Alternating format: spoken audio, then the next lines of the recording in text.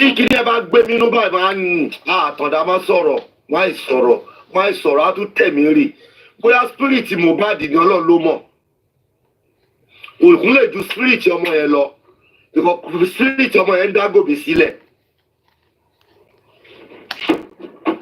ẹni mo ní kí wàhálà lè reign kí peace lè reign tó bá yẹ pé ká support yín bíbá kẹ́ lọ gba kámẹ́rà jáde kò mí ìròpó ní ìdẹ́jọ́ kọ̀ọ̀kan mọ́ ẹ tó ti wá láti ìjẹyẹ àtijẹ́ta ẹ náà ẹjọ́ lè ṣì ń rò. a ní kẹ́ lọ kẹ́ swim into action ẹ lọ gba kámẹ́rà kẹ́lẹ́ fẹ́ gbà kádẹ́ mọ nǹkan tó ṣẹlẹ̀ sí yẹn ẹ sì continue sí ìròjọ́ kámẹ́rà yìí online. gbogbo àwọn nǹkan tá a dẹ̀ ń dá yín lẹ́nu nìyẹn pé kẹ́ má pọ̀ gbogbo àṣírí síta kẹ́ pé bóyá ní kẹ́ má sọ̀rọ̀ gbogbo àṣírí kẹ́ bá má dà síta la ṣe ń dá yín le ká bá fi sílẹ̀ ẹ lè fi the whole day 2 days ẹ lè fi sọ̀rọ̀ gbogbo adẹ́màdákẹ́ta máa mọ̀ wò báyìí bíkọ́ Ọlọ́run fi ọ̀rọ̀ yẹn ó fi rọ̀ yín lọ́rùn gan Ọlọ́run fi ọ̀rọ̀ Yọ̀mí Fábíyì lọ́rùn ọ̀rọ̀ ẹyọkọ̀ báyìí Yọ̀mí Fábíyì lè sọ for 1 hour ẹjọ́ tó rọ lọ ẹ má yẹ kàn fi jẹ́ kán gúnra wa o ẹ má yẹ ká gúnra wa tó wáyé pé justice lẹ́ ń wá ẹ fọgbọ́n ṣe ni o ẹ má rò pé bóyá àmì journalist àmì actor àmì kìíní kan kò débi báyìí o kò débi báyìí rárá àmì journalist àmì civil servant àmì journalist àmì doctor kò débi báyìí ẹgbẹ́ gbogbo yẹn lẹ̀ justice là ń ṣe tó bá yẹ justice lẹ́ ń wá ẹ máa protect bébí àti yóò ṣe níjà ni tó bá pé justice lẹ́ ń wá tòótọ́ ẹ máa protect bébí àti yóò ṣe níjà that is if I'm looking for justice but ìwọ tó bá ń look for justice ò ní máa lọ attack ẹni tẹjọ ń wá justice kó allow àǹfààní ẹsẹ kó máa bully ẹ ìjọ lèmi ti jẹ́ kó bully ẹ̀yin bí báyìí àbí gbogbo èèyàn ló máa like yín ni gbogbo èèyàn kan ló like mi ò dẹ̀ kí ẹ̀ àwa tá a set up tó jẹ́ pé àwa la set up kí lórúkọ ẹ̀ fún yín bí báyìí TikTok kakọ yín bọ́ ṣe lo TikTok àwa lẹ wá fẹ́ two face ṣé bọ́ ṣe máa ń ṣẹlẹ̀ ní ẹni that's what I dey do for yẹ ẹ ní sùúrù Mr. Yomi kẹ́yà ní sùúrù.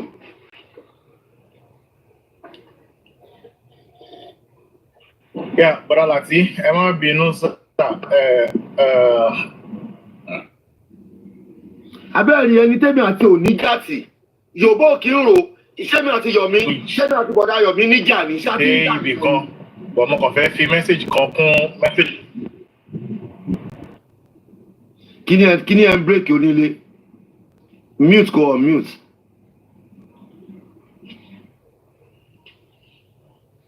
Ó yá on mute. Ṣẹ́rí Brother Lati. Ọlá Glory ẹni tẹ́mi àti iṣẹ́ mi àti bọ̀dá Yomi níjà ti tẹ́lẹ̀.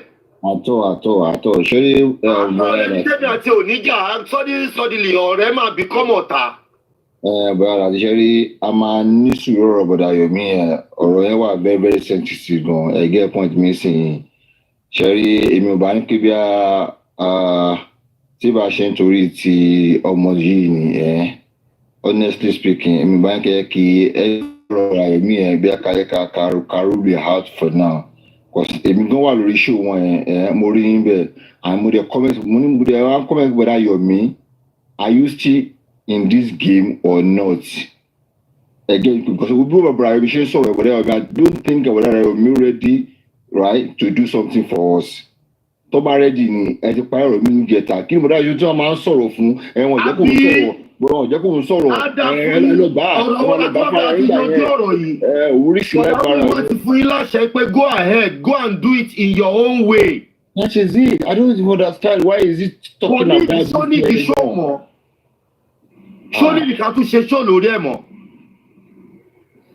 Respect kẹ wá gbé fún ẹ̀kọ́ báyìí ló máa tọ̀ sí o nǹkan báyìí la máa ṣe o nǹkan báyìí ní fájí ká ṣe o ọ̀pẹ̀lẹ̀ ní ká ṣe báyìí o still yet ẹ̀dẹ̀ sì tún continue ṣe show exposing this CCTV camera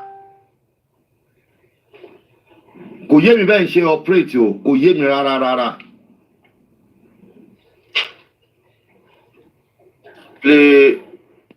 Bọ́dá Lati, to me, mo fẹ́ sáré sọ̀rọ̀ ní ṣàìmọ́ àbínú sà. To me, láàrin ìsìn sí ọ̀sẹ̀ kan àtàbọ̀, tí bọ́dá Yomi ò bá lè hack gẹ́gẹ́ bí bọ́dá Múyìwá ṣe ti fún wọn go ahead, everybody dẹ̀ ti support wọn.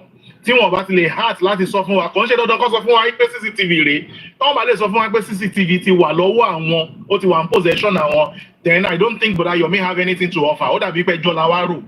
Because látijọ́ ọjọ́ yìí ń sìn níbi 3 days ago ń sìn láti sọ wípé ó yá ẹ jẹ́ ká bẹ̀rẹ̀ Mr. Múyìwá sọ báyìí Mr. kíní kan ṣe báyìí òun la ti ń gbọ́ ṣé ọ̀rọ̀ la fẹ́ fi yọ CCTV jáde lọ ẹ̀sùn into action.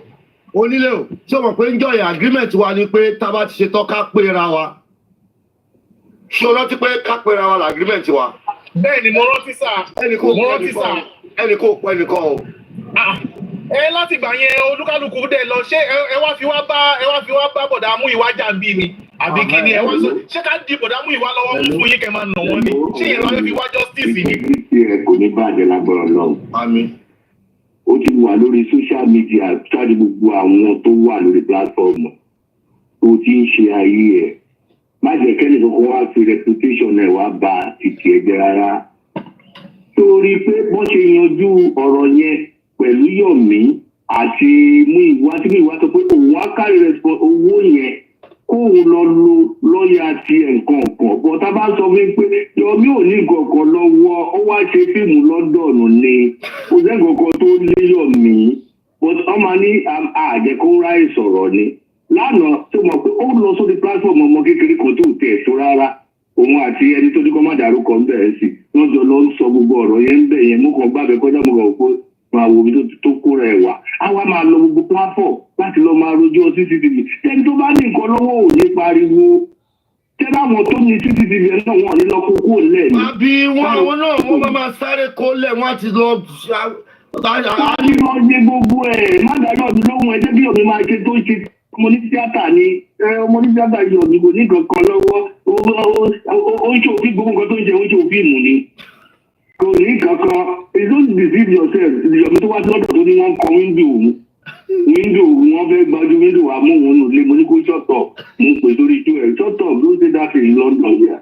We are living here, don't say that. All right, ẹ ṣe jàre praise. So ẹ má fura yín ẹ kẹ́rí ipò tẹ wà tó wà yìí Ọlọ́run ní jẹ́ kó jábọ́. Báyìí kẹ́nìkan ti stay nẹ. Ẹ máa wòran tí ẹ rí pé kò ní kankan lọ́wọ́. Ẹ fún oṣù kan ní kẹ́kún Yomi. Kò lè gbé ìgbà jáde. Ibú sọ fún màmá lọ, ó sọ ló ṣáàtẹ̀ sí fún màmá lọ máa sùn sí House of Assembly lójoojúmọ́, òun lọ Nàìjíríà, ojú kìíní kan. Owó tíkẹ́ẹ̀tì ní ẹ̀dá lóhùn. Ìwádìí ọ̀hún, àárín kan tó máa ṣe lọ́hùn. Ẹ ṣe jàre. Ẹ ṣe. Bọ́dá Yomi, Ọlọ́run nípa. Ẹ ṣe sà, èmi ti ẹ̀ ní interest o, mo ní wà life bọ̀dá mi mo ní interest gan-an. Mo fẹ́ wo. Mo ní interest o, mi ò tiẹ̀ ní interest tẹ́lẹ̀ but pẹ̀lú gbogbo ẹnu mọ́ gbogbo èyí mo ní interest. Bọ̀dá Yomi tẹ́ bá ń gbọ́ mi kẹ́ máa gbọ́ ṣé mi ni mo gbé yín láti Kòròdú dé Abẹ́òkúta pẹ̀lú mọ́tò mi lọ́jọ́ ta lọ ṣe inquest ṣá mo di ọ̀rọ̀ kan mú sọ́wọ́ sí mi ò ń ṣèyàn tó bá ń sọ̀rọ̀ èèyàn kan fẹ́yàn kan o bọ̀ mo di ọ̀rọ̀ kan mú sọ́wọ́ sí láàrin ẹ̀ní sóṣù kan mo fẹ́ wo nǹkan tẹ́fẹ́ mo fẹ́ wo rìsọ́ọ̀tì yín lórí CCTV yẹn ẹ fi CCTV lẹ́kẹ̀ẹ́ máa rojọ́ mo fẹ́ wo rìsọ́ọ̀tì yín kí n tó mọ nǹkan tí mo máa sọ kẹ́ ti gbọ́. lọ́yà Adéníkẹ́ lọ́yà. Kí ló lè tó yẹ rẹ̀ ń sọ̀rọ̀. Tẹ́rí bọ̀dá Yomi torí bọ̀dá Yomi mi ò lè ṣe kí n má wà lórí iṣó yẹ kúkú mọ̀ mi torí bọ̀dá Yomi mi ì sí lórí iṣó yìí for like 2 days tó ti wà ń bẹ̀ because èmi personally mo mẹ́ni tó mọ bọ̀dá Yomi actress ni ọ̀rẹ́ mi ni ó ti sọ fún mi ó ní géèmù ló wá play ó náwó ló wá gbà. ìgbà tó wọ́n bá lọ sí wọn ti bèrè owó lọ́wọ́ wa. ó gbà bọ̀ ni ó mú bọ̀ ni bẹ́ẹ̀ láti ó mú bọ̀ ni. ẹni tó mọ actress ni ọ̀rẹ́ mi ni o ó ló mọ nǹkan tó ń ṣe ó mọ bó ṣe máa manipulate ṣé ẹni tó fẹ́ travel lọ UK tó wà lórí show yìí èdè tù tí ò kárí yẹn àná bọ́dá láti bẹ̀ ló yẹ kẹ́ ti sọ jí ó dàbọ̀.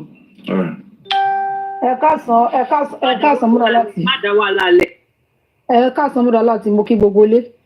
Mr. Onílé tẹ́ bá rántí ní last week àbí ṣára this week ni nígbà tí ẹ ń sọ̀rọ̀ tẹ́ ń sọ̀rọ̀ Mr. Yomi kí ni mo sọ. hold on jọ má bínú ààrẹ ṣé bọ̀dá Yomi ẹ̀ mọ̀ pé kámẹ́rà yìí ẹ fi affect health condition àwọn ẹlòmíì ẹ fi add more to their own health kí la máa ń pè náà health wọn ó affect health issue. mental health. ó kámẹ́rà yìí lásán ẹ̀ mọ àwọn tẹ́ ti fi tà lórí rú tẹ́ẹ̀bà rí gbàjáde lásán ẹ̀ mọ àwọn tó máa sunkún lórí kámẹ́rà tẹ́ẹ̀bà rí kámẹ́rà yẹn gbàjáde wà látàlá ẹ̀ àwọn tẹ́ẹ̀ máa bàánú jẹ́ ló pọ̀ jù máa sọ̀rọ̀ ẹ lọ Deborah. Mr. Onílé tẹ́ ẹ̀ bá gbàgbé bóyá lára this week ni or last week nígbà tí ẹ ń sọ̀rọ̀ Mr. Yomi tí mo sọ pé ibi tẹ́ ẹ kọ̀ sọ̀rọ̀ dé yẹn pé tí mo ní mi ṣáà ní sọ̀rọ̀ ṣé ẹ mọ̀ pé ṣé ẹ rántí tí mo ní mo ní mi ṣáà ní sọ̀rọ̀ ẹni kí n sọ̀rọ̀ mo ní mi ní sọ̀rọ̀ mo ṣáà ṣe mo ní lórí ọ̀rọ̀ tẹ́ ẹ sọ mo ní èmi ò ní sọ̀rọ̀ mo ní èmi mọ kan tí mo rí tí mo fi sọ̀rọ̀ bọ̀ ṣé tí mo fi sọ bẹ́ẹ̀ bọ̀ ṣé mo rí pé ní ìjẹta ṣé ìjẹta ni wọ́n wá sí bíbẹ̀ yẹn fídíò tí mo rí yẹn òun ni ò wá jẹ́ kí n sọ anything mọ́ because kì í ṣe nǹkan tí mo fẹ́ sọ lọ́wọ́ níjẹta yẹn ni mo fẹ́ sọ but fídíò yẹn because mo rí fídíò yẹn for the first time mi ò rí fídíò yẹn rí ṣé rí tẹ́ bá rántí nígbà tí Mr. Yomi tí wọ́n mú ọ̀rọ̀ yìí tí a rò yìí pé bóyá pé lótìtọ́ àti lódodo wọ́n fẹ́ bá wa justice ni tó ń sọ pé àwọn ń ṣe wọ́n lọ kiri wọ́n ṣe gbogbo ẹ̀ nígbà yẹn ṣé mo pé ńgbà tí mo ń pray fún wọn ṣé mo bí Mr. Yomi ṣe lọ́jọ́ yẹn wọ́n ní kò nídìí wọn àwọn ò nídìí àdúrà rárá àti rárá àwọn ò nídìí àdúrà yìí pé iṣẹ́ tí normal ti làwọn ń ṣe wípé Nàìjíríà kò bàjẹ́ ni làwọn náà fi ń rò pé àwọn onídìí àdúrà ni wípé táwọn bá kú sí ẹnu iṣẹ́ táwọn ṣe lórí pé àwọn wá justice wípé àwọn kú sí náà ni wípé àwọn kú sí náà ni pé sọ àwọn ò ní pé kò tiẹ̀ nídìí pé àwọn kò nídìí pé kò nídìí pé mo ń pray fáwọn pé àwọn ò ní kí àwọn tó bá pa àwọn wọ́n pa àwọn ni lórí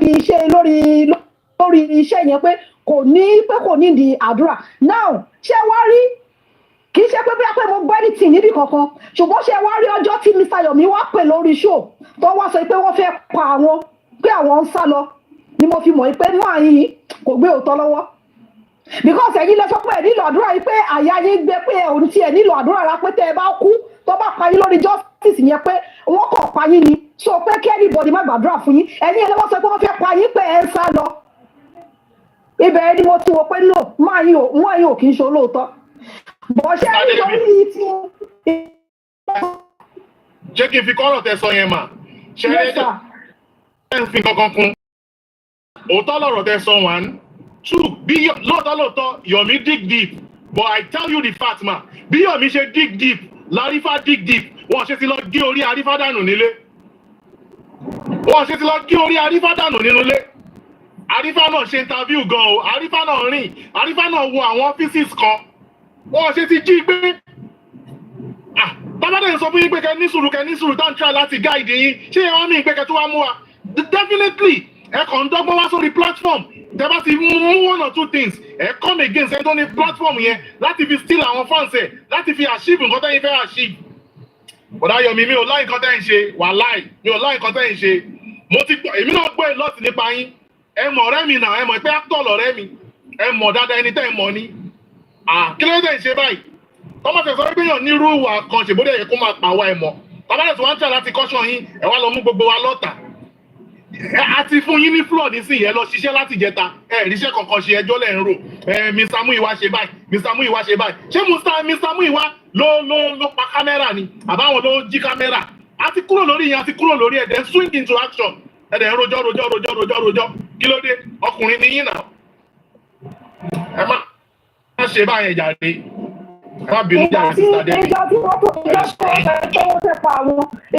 fẹ́ pa àwọn pé àwọn ipe wọ́n fẹ́ àwọn sá lọ bẹ́yìn àwọn ti wà nínú kinní kan ṣé àwọn pé mo bèrè question kan lórí panelist mo ní ṣé àwọn pé mo bèrè question kan lọ́wọ́ lọ́jọ́ náà mo ní ṣé wọ́n ti plan ní travel wọn sílẹ̀ tẹ́lẹ̀ ni tó fi wá jẹ́ pé èyí tó jẹ́ kíní inquest tó ń sọ pé àwọn fẹ́ ṣe protest ó ṣe wá jẹ́ pé èyí ìyẹn gangan pé ṣé wọ́n ti planet sílẹ̀ tẹ́lẹ̀ ni ṣé wọ́n pé àwọn èèyàn fẹ́ máa báàṣì mi èmi ni mo mọ nǹkan tí máìdì mi mo mọ nǹkan tí ọkàn mi sọ fún mi because ẹ lè sọ fún mi pé ọkàn yín dúró ẹ lè sọ fún mi pé kò sí nǹkan tó mì yín láyà kẹ́kọ̀ọ́ déédéé wá on a sudden kẹ́ wá sọ pé wọ́n fẹ́ pa yín àwọn tí wọ́n dẹ̀ ti wà láti more than a year wọn ò tí ì pa anybody nínú wọn nígbà yẹn mò ń sọ nígbà yẹn mò ń kọ́ lọ́bẹ̀ conversation pé nobody can toy with my brain nobody can toy with my brain.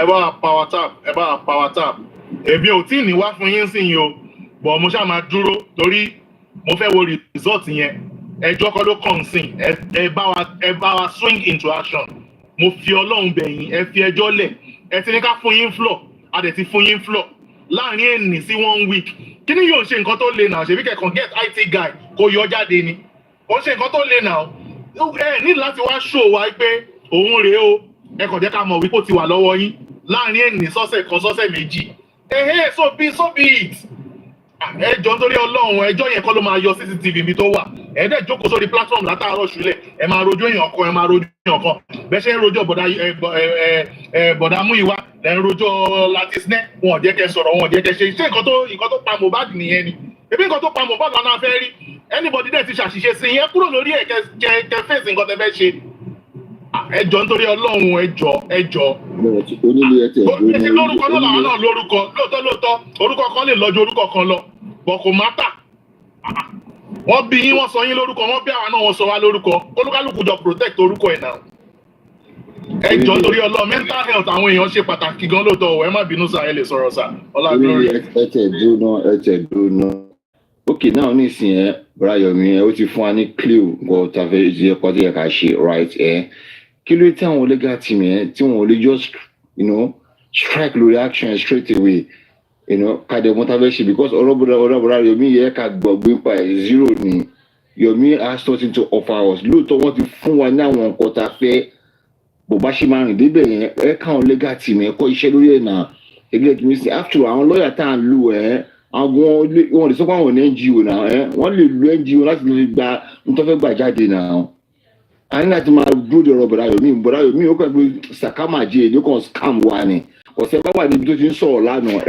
ẹ máa mọ̀ okay Fẹ́mi Adébáyọ̀ ọdún Adékọ́lá wọn ò sí níbi justice yìí keep it mention this guy name into justice why get me sin tẹ́ bá wà níbẹ̀ lára ẹgbẹ́ tó sọ ṣé Fẹ́mi Adébáyọ̀ lẹ pè mí ní àwọn yẹn ló ń hàtì èmi ò ń hàtì why you bringing these people's name on into what tí wọ́n tẹ̀ ní interest ní lórí kò yẹ ń sìn yìí so tí mi èmi wà bí àwọn legal team bí get me sin àwọn ní kọ́ ń bọ́ ọmọ bó ṣe máa get kìíní yìí kọ́ ń bọ́ máa get kìíní kọ́ fọ̀rọ̀ bọ̀dá Yomi sílẹ̀ wọ́n ti fún wa ní àìdí wọ́n ti fún wa ní kọ́ta fẹ́ ṣe wọ́n ti fún wa báyìí máa ṣe kọ́ carry on now kọ́ carry on. ṣé ẹjọ́ náà ṣé ládùúgbà ṣe sọ̀rọ̀ yìí tá a sí ilé ẹ̀ níjẹta ṣé ọ̀rọ̀ yẹn tún nídìí ṣó mọ̀ ṣó ọ̀rọ̀ yẹn tún nídìí ṣó mọ̀ nídìí kọ́ tẹ sọ̀rọ̀ mọ́ lórí ẹ̀ bọ̀dá Yomi ò nídìí anything láti kẹta ẹni tí sọ̀rọ̀ kọ̀ tí wọ́n sọ̀rọ̀ ọlá glory wọn bẹ̀rẹ̀. legal team ẹ má jẹ́ ká tọrọ àwa wọn á ti ṣe gbogbo nǹkan tẹ̀ wù yẹn wọn lè wá síta wá sọ fún yín is part of the investigation homicide case ni wọ́n handle they will never come outside and tell you àwọn ṣe báyìí nǹkan tó máa gbọ́ lẹ́nu mú ìwádìí tí gbọ́ yẹn wọ́n sì máa ṣe phone forensic bó ṣe wà yẹn sì lọ gbogbo ẹ̀ náà máa ṣe. prince tó bá máa ṣe phone forensic ṣé ó dìgbà táwọn ẹni bá delete gbogbo evidence nínú. lórí kò sí nǹkan tó lè delete my brother wọn ni wọn kọ síta wá sọ fún yín gbogbo nǹkan tó wà mẹ́rin máa wà ní iCloud kò lè delete ẹni tó bá ti wà ní iCloud ó wà bẹ́ẹ̀ for life òní kò lè delete for life ló ti wà bẹ́ẹ̀. kọ́mú fóònù yẹn kọ́kọ́ lọ sọ́nù tó bá ti mọ nọ́mbà pin nọ́mbà fóònù bọ̀bọ̀ yẹn wọ́n á gbé jáde kọ́mú fóònù yẹn kọ́ lọ kọ́ bọ́ọ̀nù pátápátá kọ́ destroy ẹ̀ àbí kó má mọ sim nọ́mbà yẹn ni. Alright, ṣe. Agbèjáde lẹ́gàtì máa ṣe ní ẹjọ́ tó wọ́n ṣe wọ́n ní bọ́ọ̀lù pápá àwọn ṣe ẹjẹ́ kan dé court tó bá dé court gbogbo ẹ̀ náà máa produce. It's part of the investigation they have to do it. It's compulsory for them legal team compulsory ni wọ́n máa jẹ́ torí bóyá táwọn wọ́n ti lọ sí ẹ̀yìn ò lè mọ̀ náà wọn ò ní wá síta wá sọ fẹ́ nìbọ̀dì gbogbo tó kàn máa ẹ̀yìn ń sọ bí lájọ wọn máa drive láàrin ara wa ẹ̀lẹ́ sílé but àwọn will never come and say a ti lọ ṣe nǹkan báyìí o a ṣe nǹkan báyìí o we will never that is part of their work professional wọn nìyẹn. all right. Sorry, hello, ẹ̀bẹ̀ má bẹ̀rẹ̀ jẹ́ sáyẹ́nsì sọ̀rọ̀ kí mi máa lọ. fáwọn sí sọ̀rọ̀ kí n lè gbé làgàtà wọlé. Tó bá sọ pé tí Prince bá sọ nǹkan tó ń sọ lórí fóònù sí, that means I'm just saying it. Bóyá ká gbàgbé CCTV bọ̀dá Yomi, ká dẹ̀ gbàgbé CCTV sí ìtọ́rọ pé àwọn legal team bàbá máa ṣe so kí wọ́n ṣe tí kò bá dẹ̀ ẹni tí ò bá dẹ̀ come out of it àmọ́ pé àwọn tó lọ ọmọ níwọ̀n wá justice. Thank you so much everybody. Nobody should come to me. Mọ́mí orí ògo Olúwa ẹ má jẹ́ ká ṣe bẹ́ẹ̀ ẹ má jẹ́ ká ṣe bẹ́ẹ̀. Gbọ́dọ̀ sọ wọ́n ní legal team mo gbọ́ ẹni sọ̀rọ̀ níbi tí mo lọ mà. Mental health wa èmi mi mo Mohbad rí nà mọ́ kí fọ́mọ yẹn lójoojúmọ́ mo dọ́tọ̀ náà mo gbé Nàìjíríà náà mo mọ́ rí nà. Mọ́mí orí ògo Olúwa ó ní reason tí mo fi sọ bẹ́ẹ̀. Àníkẹ́ ẹ̀ ti dé ẹjọ́ mi ò parọ́ mọ́ yín o ẹ jẹ́ ká fún Yomi ní benefit of doubt ẹ jẹ́ kó lọ ṣiṣẹ́ CCTV yẹn jáde mo ní interest sẹ́.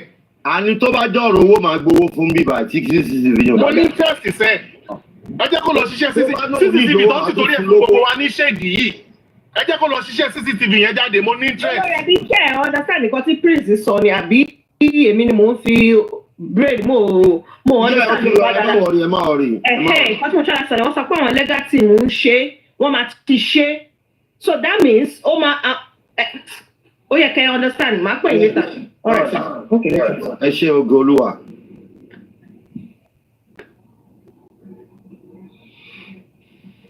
Lagata.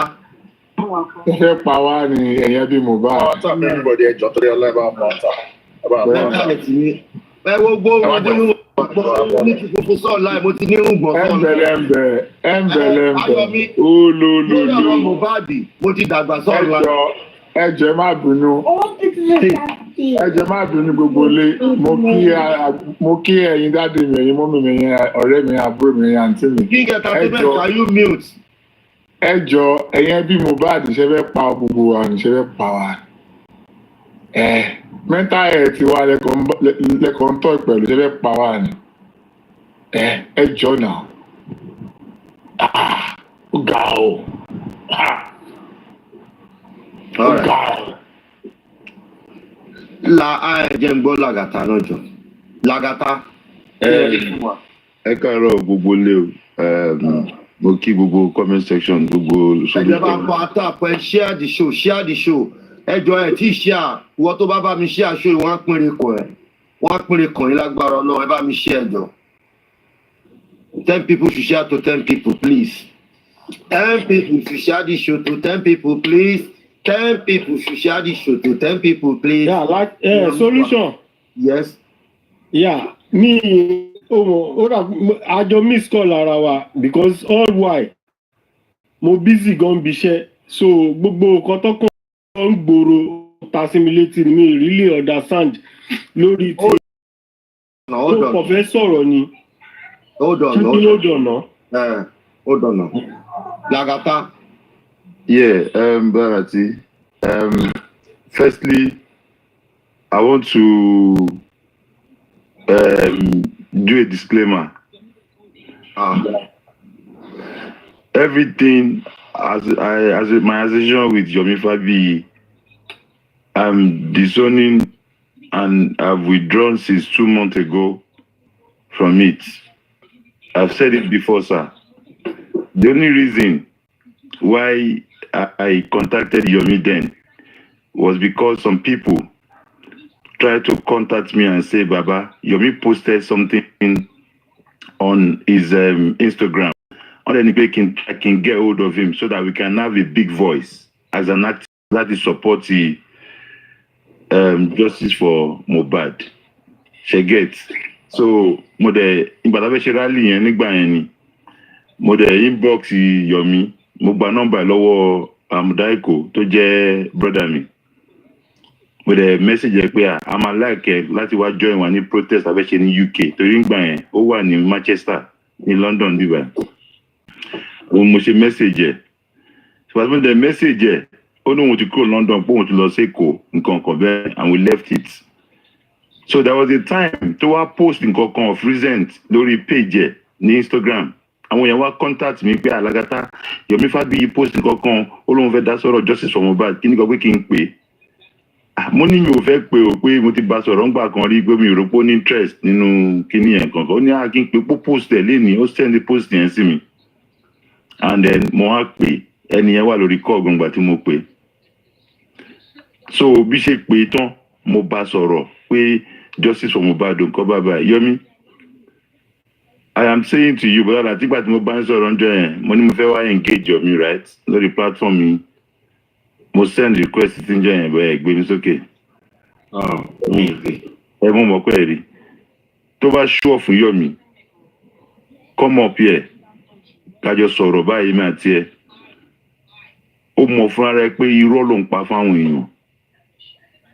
Onílé, àjọ sọ̀rọ̀ yìí náà. Mo fẹ́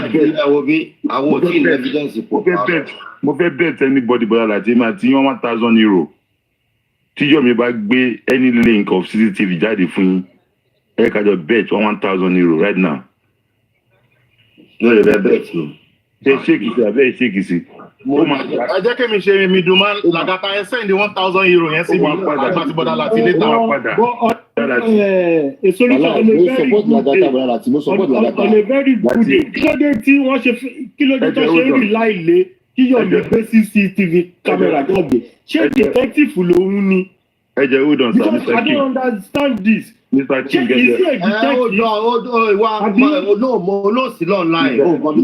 No. Má kàn jáwọ́ no má jáwọ́ bẹ́ẹ̀. Olóòsì online. Wọ́n farabalẹ̀ gbọ́ ọ̀kan táwọn èèyàn bá sọ. Má kàn jáwọ́ ọ̀rọ̀ ti kọjá bí tí wọ́n ń sọ yẹn. Ṣé mo nǹkan tí kíní máa padà di bọ́dá Lati? Ó máa padà dá sí rough. Àwa lóhun ò ṣe mọ́, òun ò dá sí mọ́. Ó ti ní kó kó òun nìkan lórí justice yìí. Òun máa dúró. Nǹkan tó máa ẹ lọ kọ́lẹ̀ ọ̀rọ̀ tí mo sọ yìí. Ó ní kó bọ̀dá Yomi ní kó kó òun nìkan. Bọ́dá Lati. Justice òun máa dúró kò lè rọ́ ni. Èmi ò tí ì ní evidence yẹn. Bọ́dá Lati. Bọ́dá Lati. Bọ́dá Lati o, ṣé ń gbọ́ mi ṣé mo wà ọ́ dìbò? Sí Yomi ṣe. Eléyìí ṣe. Gbogbo kìíní yìí o. Eléyìí ṣe. Kí yóò dẹ̀ ní sùúrù náà wà. Okay.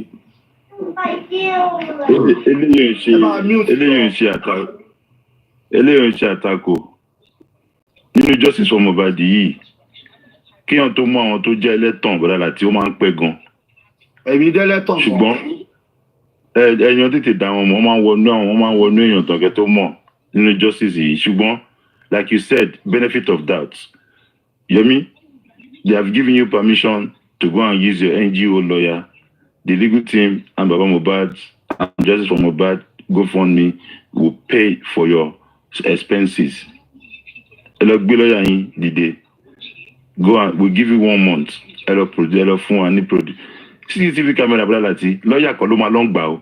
Detective àtọlọ́pàá ni wọ́n máa lọ gba CCTV. Ẹ má tún expose ẹ fílẹ̀ ẹ má bàṣẹ jẹ́ ẹ wo àwọn fẹ́ gbà Nàìjíríà la wà. Okay sir.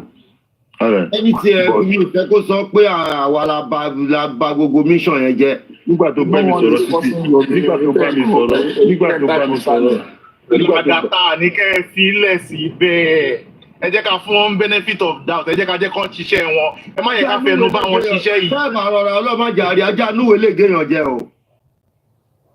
Ajá núwèé a lè ní kò ní lọ́wọ́ kó ní lọ́wọ́ o. Ẹjọ́ mọ́tẹ́tọ̀ ẹ̀ẹ́dẹ̀wọ̀ àwọn ẹ̀wọ̀ ní kì í sìn fake account ni 0 followers 0 following. This is not justice Lagata. Na Yomi kill Mohbad. Who said na Yomi kill Mohbad? Yeah, this is the thing you guys don't do. Block ẹni dànù jàre tá lẹni náà orúkọ ẹ̀dá. Nǹkan. Orúkọ ẹ̀dá. Mohbad. Fake account. Ẹ̀yin moderator. Orúkọ ẹ̀dá. Òun ni Nikki. Ìyá ọ̀rọ̀ bọ̀ ẹjọ́ ẹ bá mi ṣiṣẹ́ o, ìyá ọ̀rọ̀ bọ̀. Kọ́ máa pè yín o, mo ti rí àwọn èèyàn mi blọ́ọ̀kù ni o, tó bá pè yín. ẹni tó bá ti comply lé nǹkan tá à ń ṣe bíbá ẹ block ẹ náà. ipe Yomi kan jẹ́ èèyàn kan tó jẹ́ pé kò ní òótọ́ kò ní ó kàn jẹ́ èèyàn kan tí ó jẹ́ èèyàn tí ó lóòótọ́ if not question tẹ́ni yẹn béèrè gan kò tí ì pọ̀ jù pọ̀ pé Yomi kan jẹ́ èèyàn kan tí ò ní òótọ́ ni Yomi kọ́ dẹ̀ ní legal team pé Yomi ló jẹ́ ká fi àwọn legal team yẹn sí lọ́rùn sílẹ̀ láti yẹjọ́ yìí òun ló fún wa lọ́kàn balẹ̀ Yomi yẹn ló if not àwọn legal team gan ẹ̀ bá ti gbà òun ló jẹ́kún wọn lálàáfíà Yomi ló fà á. ẹ mọ̀ nǹkan tí ó ṣẹlẹ̀ bọ́dá Láti ṣe rí ọ̀rọ̀ yìí yẹ nǹkan tó ṣe ń dùn mí pé it's messing with a lot of people's mental health. Owó ni kókó, you be my brother. Anybody can believe what they believe in, it's fine. But please, ẹ ká you emotions grow. Ẹ ká try ká pay attention sáwọn nǹkan kan. Bọ́dá Láti nígbà tó record Mr. Muyiwa, nígbà tó ní conversation yẹn lọ́dọ̀ Tẹ́ni Ọmọlógo. Ibi tó play game yẹn dé, ó act film yẹn. I noticed that he didn't finish the playing of that recording. He didn't finish it. God bless you. Is that what you want to say? Yes. Only. I noticed it. Oh, láti film yẹn dé bí a ń pè ẹ máa wò.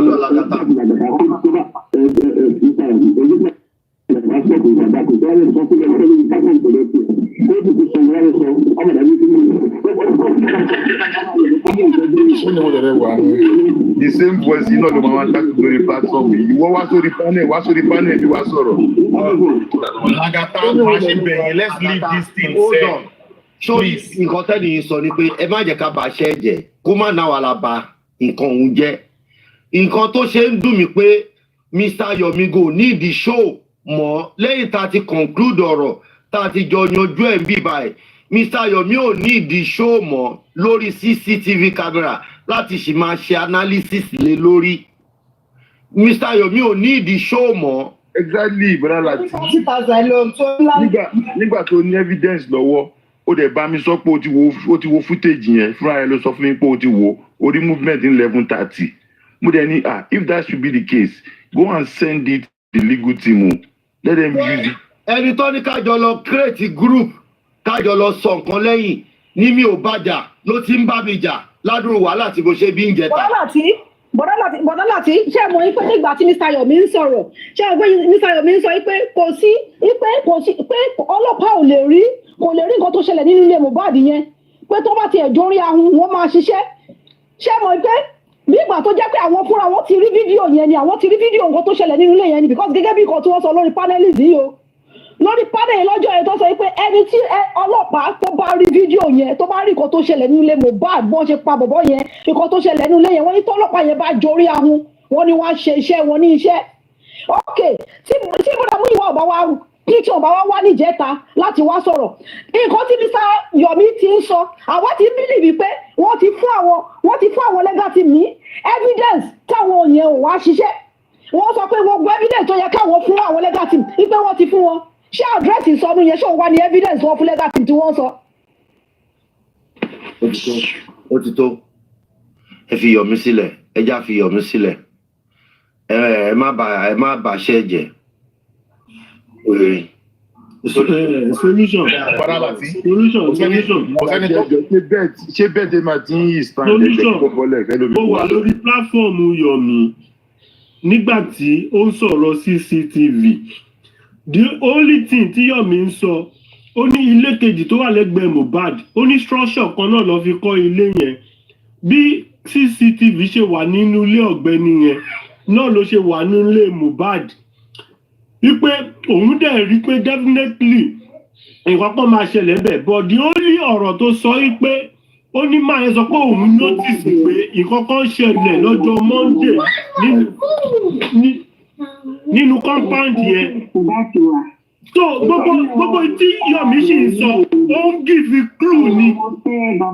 ó sì ní evidence lọ ẹjẹ ẹka kàdé ìgbà òtẹ́ ń sọ̀rọ̀ yìí ẹgbọ́n nǹkan tó sọ gbà tí wọ́n sọ̀rọ̀ owó ńlẹ̀ wọ́n sọ pé ẹni tó tí ọlọ́pàá bá lọ rí evidence nǹkan tó máa rí òkìní kámẹ́rà yẹn ń kọ́ wọ́n sọ bẹ́ẹ̀ ṣé wọ́n lè fún owó yẹn bọ̀bọ́ yẹn nǹkan bẹ lọ́wọ́ ẹ̀ pẹ̀lú ó ti láìsí ọ̀rọ̀ jù kó máa sọ̀rọ̀ ẹ̀ fún lẹ́nu ìwà nǹkan tí èmi ti rí tẹ̀lé ẹ tó bá fẹ́ báyọ̀ sọ̀rọ̀ títọ́ kò ní ṣe orí social media rẹ̀ ló ti máa ń sọ gbogbo ọ̀rọ̀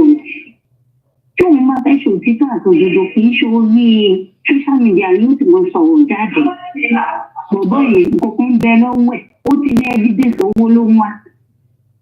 Kò tí ì béèrè owó ẹ má nǹkan tí èèyàn ò bá sọ ẹ má sọ pé sọ ṣó béèrè owó lọ́wọ́ wa ni. Kò tí ì béèrè owó. Kì í ṣe bẹ́ẹ̀ ní géèmù tó ń pè é. Kò béèrè owó lọ́wọ́ wa ẹ ṣì filẹ̀. Ẹ ṣì filẹ̀. Èmi sì máa tẹ́ wọn lọ́rùn dáadáa. Dáadáa ni máa tẹ́ wọn lọ́rùn. Máa tẹ́ wọn lọ́rùn dáadáa. Bọ́lá ti yanjú tèmi ní. Màá tún fi dé sàlẹ̀ kòkó. Kémi tó lè múyàn ní ẹ.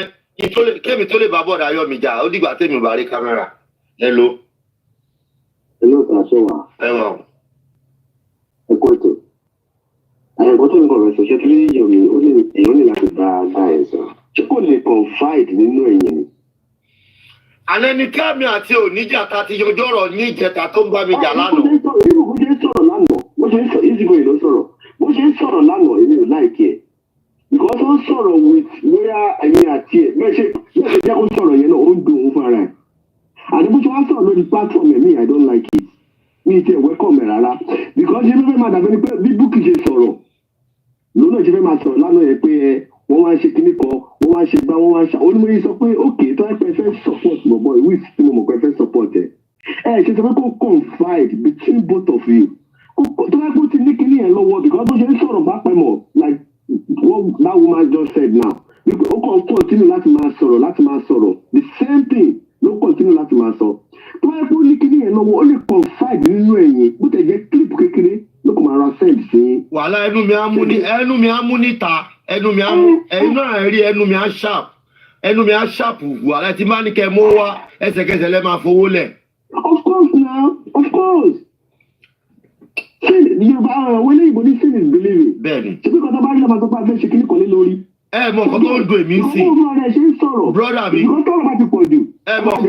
Tọ́rọ̀ bá ti pọ̀ jù yẹn á sọ̀tọ̀ fún sọ. Bẹ́ẹ̀ ni ọ̀rọ̀ wọn ti pọ̀ jù ní. This bọ̀dá yìí ti sọ̀rọ̀ jù.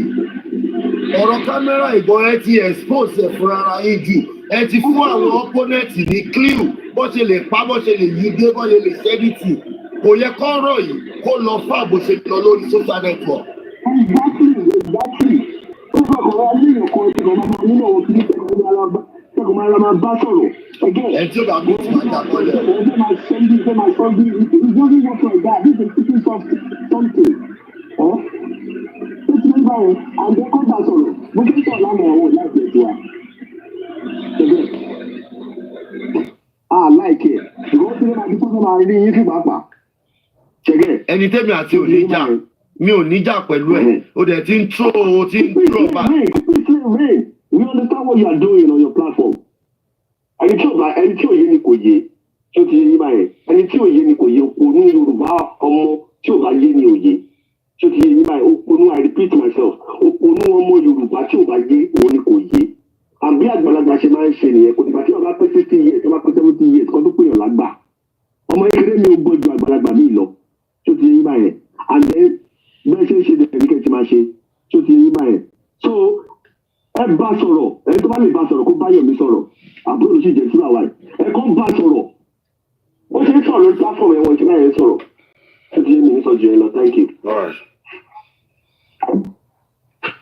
Bọ̀dá Láti ẹ mọ nǹkan tí mo rí sọ̀rọ̀ yìí ṣe rí everybody lórí justice yìí wọ́n fẹ́ kẹ́ máa ja bátù àwọn fáwọn wọn ò mọ̀ pé ẹ̀ wá ja bátù anybody òótọ́ lẹ gbé dání get so moment tẹ́ bá ti wá ń sọ òótọ́ yẹn tó ti kan ẹni tó rò wípé ẹ̀ ń ja bátù òun fóun á rò wípé ẹ̀ ń drag òun kò mọ even èmi gan bí mo ṣe súnmọ́ yín ọjọ́ tó tọ́ bá kàn mí ẹ̀ sọ fún mi now so kí wá sí torí pé ẹ̀ sòótọ́ fún mi kí wá lọ máa fún yín ní shade kan lẹ́yìn kí wá máa ní Bọ̀dá Láti ṣe bákan Bọ̀dá Láti ṣe bákan ṣé tí orúkọ yín bá bàjẹ́ lórí social media ṣé mi mo fẹ́ bá yín tún ṣe ni so báwo nǹkan tó bá lè stay lórúkọ yín tẹ́ bá rí pẹ̀lú mi you will say it out so olúkálùkù kan wá pẹ̀lú personal vendetta wọ́n fẹ́ máa forúkọ yín wọ́n fẹ́ máa fi ja personal fight ti wọn irọ́ ọ̀rọ̀ justice ẹni tí ó lè sọ̀rọ̀ mọ́ tó ti kú tí ò sí láàrin wa mọ́ òun là ń wá so kò sí nǹkan mìíràn wájú yẹn lọ so ìwọ kan tó bá gbòòtọ́ dání wá tó wá dé tó bá rò pé nítorí o ti gbòòtọ́ dání wá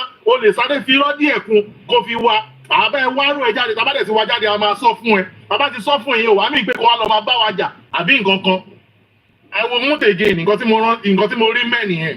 Onílé bọ́lá ti sọ̀rọ̀ ni mí, ẹ̀dá mi má jẹ́ ìṣọ̀rọ̀ sọ, ẹnu òrófó ló pọ̀ òrófó.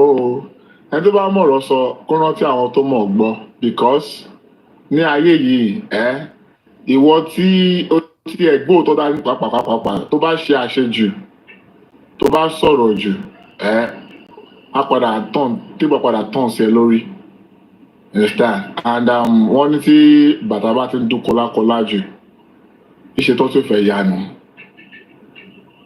Understand? But ibi tá a tún já sí yìí báyìí ẹ jọ ẹ má pa wá náà. Mental health wa ṣe kókó torí ọlọ́ẹ̀kan finger brain gbogbo wa. Lórí nǹkan ẹ̀kan yìí lórí justice for Mohbad justice for orí òótọ́ tá a gbé dání à ń dà wá sọ́tún ẹ̀ ń dà wá sósì. Kò dáná ẹ ṣàánú gbogbo wa ẹ wo kí ní sìn solution wọ́n ti dàgbà sórí mídíà. àbórí. ẹ wọ́n fún ní gbogbo bàbá 30 years ó ti dàbí bàbá 70. justice for me. Ayọ̀mí filẹ̀ ẹ jẹ́ kó sọ̀rọ̀ dáadáa ẹ jẹ́ kó sọ̀rọ̀ wà bá mi bẹ̀. ìwọ náà ló dẹ̀ kọ́kọ́ sọ̀rọ̀ síwájú ó ní sọ̀rọ̀ ní. ẹnà mo ní bàbá 30 tó dàbí bàbá 70 ó ti jẹ́ kí irun fún jáde gbogbo jọ yìí. Ire o. Now, first lady. Kí ló ṣẹlẹ̀? Àti ẹ káàsán. Kí ló ṣẹlẹ̀? Happen. Àlàáfíà ni. Ẹ wo, mo máa kọ́kọ́ kí àgbàlagbà ní ẹ̀dẹ̀ ní ọpọlọ Ọlọ́run ní jẹ́ kó sọnù mọ́ yín lọ́wọ́. Ọlọ́run ní dójú tì yín. In fact, tó bá pe one of the host, ẹ̀yin gangan ni bàbá host. Because kì í gba gbogbo rẹ́dẹ̀rẹ̀dẹ̀ lọ́dọ̀ yín. Gbogbo bó ṣe ń fẹ́ dàrú láti jẹ́rìn gbà. Ẹ ṣe gan-an ni. Ṣé tí Yomi ti sọ̀rọ̀ jù? Ẹni tó bá ti ń sọ̀rọ̀ jù ẹ máa wà very careful. Ọkùnrin tó bá ti ń sọ̀rọ̀ jù ẹ máa wò wọ́n. Irọ́ ló pọ̀ jù ní ọ̀rọ̀ wọn. Irọ́ òun ló pọ̀ jù ní ọ̀rọ̀ wọn. But benefit of doubt tẹ́ni ká fún a máa fún. Kó tó di pa máa tó sí lójú. Ẹ má bú mi ìbú wọn sẹ́ mi ìbú wọn. Benefit of doubt yẹn will give him. Torí èmi sì fẹ́ gba kámẹ́rà lọ́wọ́ wọn. Bẹ́ẹ̀ni mi ìbú wọn. So the second one tí màá tó sọ. Fóònù tó fi ya irú fóònù tó fi ya kámẹ́rà ẹ̀ mo fẹ́ wò. Torí èmi ò expect CCTV footage. Mo expect pé bóyá àwọn ẹnìkan nǹkan tẹ́mi ò lè fẹ́ dàrú lélẹ́yìí o. Èmi ò expect CCTV footage pé CCTV lèmi máa capture lékejì mi ò expect. Mo expect pé bóyá ẹnìkan lè lọ fi fóònù ya nǹkan kan. Bóyá ó ní evidence kan lọ́wọ́ bá ṣe sọ pé ẹni tó bá ní evidence kó jáde. Are you getting my point? Ẹni bá ní evidence kó jáde. Ìyẹn ni first lady hold on first lady.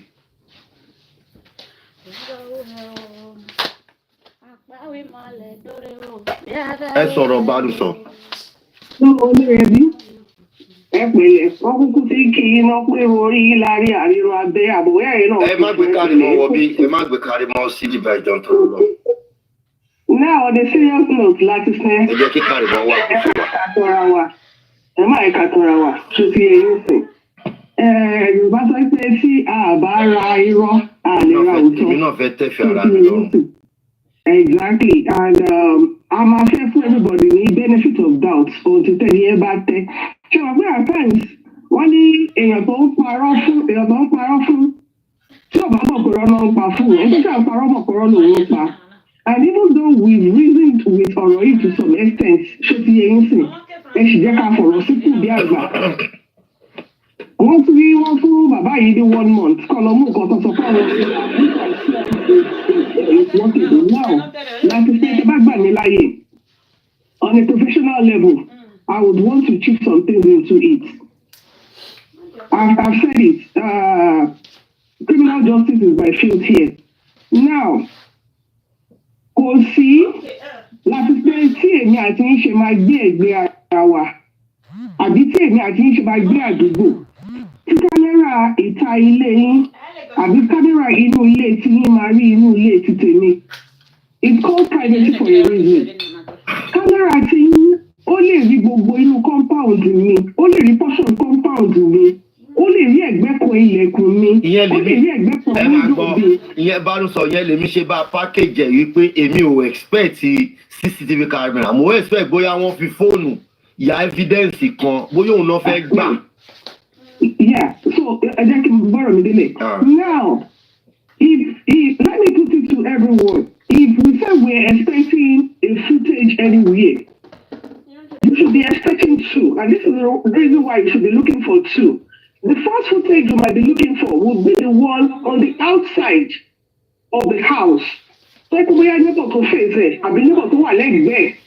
Bóyá ó lè rí activities nínú compound yẹn when the boy actually fight. Táwọn èèyàn ṣe ń wọlé, tó ṣe ń jáde, ó lè put time to it. Nípa lè rí pé òkè lè wọlé lè jáde. That's the only thing a neighbor will be able to provide for you. No this and no peace. Now, the second footage, it might be one of the 15 culprits in the house to fi phone record there. No, so phone alone they carry it because he had downloaded the DVR and all that. No phone to take off monitor camera in here.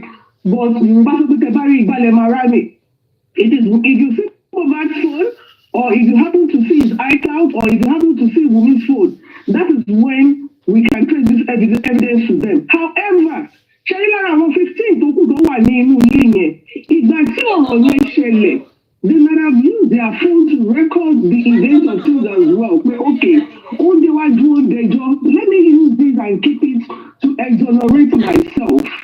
Now, this is the two ways tí kí ní ìṣúná wá ṣẹlẹ̀.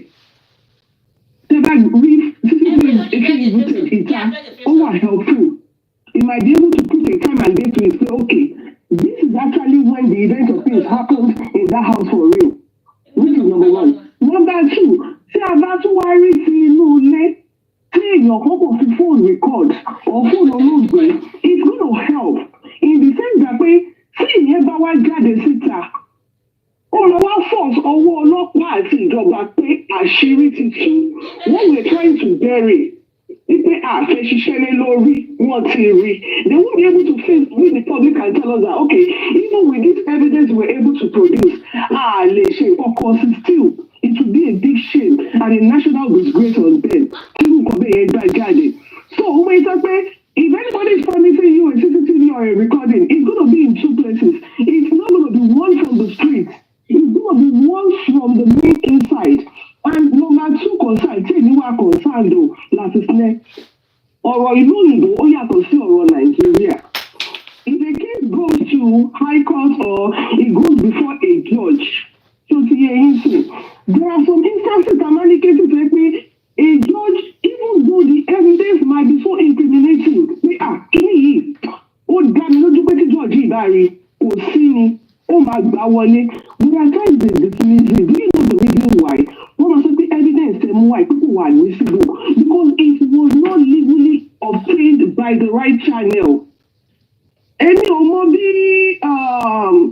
this is a homicide case, right? Any individual can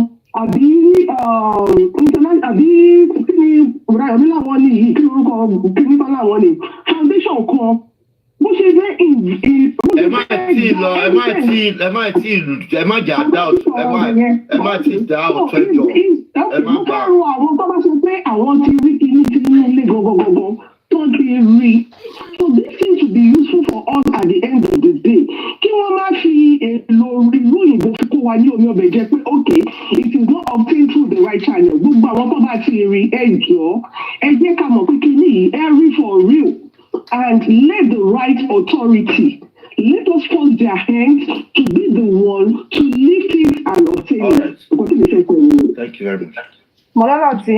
Ẹ ó dọ̀jọ̀ Kárímọ́ dọ́túrọ̀ lọ́hùn àná mo pè ẹ́ mo dábọ̀ wàhálà mo dábọ̀ everything pé kí bá má sí wàhálà bó nítorí pé o mọ̀ mí tẹ́lẹ̀ ní tó bá mọ̀ mí tẹ́lẹ̀ àwọn tó mọ̀ mí pé Lati solution náà máa ń pè mí. Kò sí nǹkan tí mi ò ṣe lánàá pé kó bá má jà. Wọ́n ló sọ pé o fẹ́ tẹ́rẹ̀ lọ́rùn, o dẹ̀ ti tẹ́rẹ̀ lọ́rùn. Mo dẹ̀ ti fẹ́lẹ̀ kó tẹ́rẹ̀ lọ́rùn. So èmi náà fẹ́ tẹ́ra mi lọ́rùn níbí báyìí. so right tí wọn náà ní láti fi tẹ́rẹ lọ́rùn èmi náà ní láti fi tẹ́ra mi lọ́rùn so èmi náà fẹ́ tẹ́ra mi lọ́rùn mo ṣàgbọ́ gbogbo ṣó tẹ́ ṣe lánàá tẹ́ bú mi tẹ́ ṣe gbogbo ẹ̀ wọ́n bú mi lórí platform tó wá sọ́dọ̀ mi àná mi ò lè ṣerú ẹ̀ ó dájú tó bá ṣe bẹ́ẹ̀ ó dájú. ṣé ẹ wà lórí ṣó Karimo yẹn tí ń gbé tán ti bú yín ní bọ̀dá láti. that is that about that mi má change ṣó mọ́ mi lọ́wọ́ nǹkan tó bá fẹ́ sọ ni kò sọ mo lọ síbẹ̀ rárá. ọ̀rọ̀ Karimo ìgbà tí ẹ drop ẹ̀ ọ̀rọ̀ ẹ̀ náà ni mo fẹ́ bẹ̀rẹ̀ lọ ní pé. mi ò má lọ síbẹ̀ rárá mi bí ṣe mo ṣe wù mí ni mo ṣe yẹn mo fẹ́ dá dúró mi. mo fẹ́ dá dúró mi. àbí mo ṣe ń sọ lọ ẹjọ́ nítorí Ọlọ́run máa bẹ̀yìn náà ni gbogbo àwọn rògbòdìyàn tó wà lẹ́yìn ẹjọ́ ẹ bá wá bí everything ṣe máa ṣe. èmi mọ̀ pé àwọn ará bí ń ságùn èmi mọ̀ pé wọ́n ń dìde wọ́n ń ta ọfà èmi compose ara mi pé kọ́fà wọn bá máa mú mi lèmi ṣe kí oní peace èmi náà gbádùn tẹ́lẹ̀tẹ́lẹ̀ tó bá pẹ́ bí n ṣe gbádùn ní ọfà yẹn tó affect mi nǹkan á ti bàjẹ́ gan bẹ́ẹ̀ àwọn pípù yìí ìyá Karimo tó kúrò ní Amẹ́ríkà tó lọ Nàìjíríà ẹ rò pé lásán ló lọ ṣe Nàìjíríà ni. lọ parí iṣẹ́. ìyá tó jẹ́ pé òun ló bí ẹ ìwọ náà tó wá faralẹ̀ kí iṣẹ́ lè dáhùn lára ẹ ó wá lọ fẹ́ fún ẹ ní ẹran kórìíra ó wá sọjí ẹran kórìíra ipe kọ́ máa kórìíra ọ̀tá ẹ ó wá sọjí àbúrò pé ìyá tó ń kó fún gbọ̀tọ̀wọ̀tọ̀ òun náà máa dákẹ́ ṣóun náà máa dákẹ́ ìyá tó jẹ́ òun ló tún dẹ̀jẹ̀ lé ẹ lórí ló ń bá jà olówó dúró bẹ́ẹ̀ ló wá jẹ́ pé wá ń bá anybody jà ó wá sẹ́ni tó lè bá jà èmi ò dẹ̀ fẹ́ kó rí bẹ́ẹ̀ mò ń pẹ́ padà àwọn kan tún ti wá ń sọ lórí iṣẹ́ pé tèmi gan bá wá fún èmi gan á gba wọ̀tọ̀wọ̀tọ̀ ṣé wọ̀tọ̀wọ̀tọ̀ lè dẹ́rù bèmí ni wọ̀tọ̀wọ̀tọ̀ lè dẹ́rù bà mí. bọ́lá tí ẹ má bínú. ẹjọ́ ní bínú. kọjá yìí tèmi gan bá wá fún Karimo kí mo fẹ́ lọ ṣe lọ́dọ̀ Karimo mi ò lè wá fún Karimo kò ṣẹ̀ mí kí ni máa kọ̀ déédéé mo wá fún Karimo mi ò tọrọ ọmọ lọ́wọ́ ẹ̀. bọ́lá tí ẹ má bínú ẹjọ́ mo fi orúkọ náà bẹ̀ yín mo fi ọjọ́ tí mo ti bẹ̀rẹ̀ sí ní tẹ̀lé yín mo fi ọjọ́ náà bẹ̀ yín bọ́lá tí mo fi orúkọ náà bẹ̀ yín má bínú nǹkan tí wọ́n fẹ́ kó ṣẹlẹ̀ nìyẹn ẹjọ́ mo bẹ̀ yín ẹjọ́ bọ́lá tí mo bẹ̀ yín mo fi orúkọ náà bẹ̀ yín mo fi orúkọ náà bẹ̀ yín bọ́lá tí mo bẹ̀ yín mo bẹ̀ yín bọ̀dá láti mo bẹ̀ yín ọjọ́ mo fi ọlọ́jọ́ tí mo ti mọ̀ yín ọlọ́jọ́ tí mo ti ń tẹ̀lé yín tí mo dẹ̀ padà mo fi ọlọ́jọ́ yẹn bẹ̀ yín bọ̀dá láti. wọ́n ń ṣaṣẹ́ lórí ẹ̀ àwọn pípọ̀ yìí ṣaṣẹ́ wọn bẹ́ẹ̀ mú ẹ ìjà lásán ní wọ́rọ̀ kò ń jà ni. ìjà lásán ló ń jà dey play ìjà lásán ló ń jà ọ̀dà ìjà ló ń jà dey play gidi ni. ẹ má jẹ́ kó sọ pé nǹkan táwọn fẹ́ ti ṣẹlẹ̀ tó orí pílátọọmù yìí tó wà yẹn òun ni problem òun ni ìṣòro wọn. Deborah má yẹ kó má dànù bí mi because mi gan ṣọdẹ mo rí enough pé ṣé torí Karimo lọ ṣe ń fún mi lọ ṣe ń wọ́ mi kiri ni. òun náà ni mo sọ yìí. sọ ojú ẹ má fi wọn lọ́rọ̀ sọ jọ. tó tún lọ jà tó lọ ń bá àwọn èèyàn jà káàkiri èmi ò ń jà bẹ́ẹ̀ yẹn mo ní láti package ara mi kí ló sọ yìí n bá ń ṣe bá jẹ́ bí ṣe kiri nìyẹn wàá sì wà pẹ̀lú mi ni àbí èmi ò rí nǹkan tó bẹ́ mi inú lórí bí inú tèmi ń dùn ni èmi náà ní nǹkan tó ń bẹ́ mi náà fẹ́ra àbí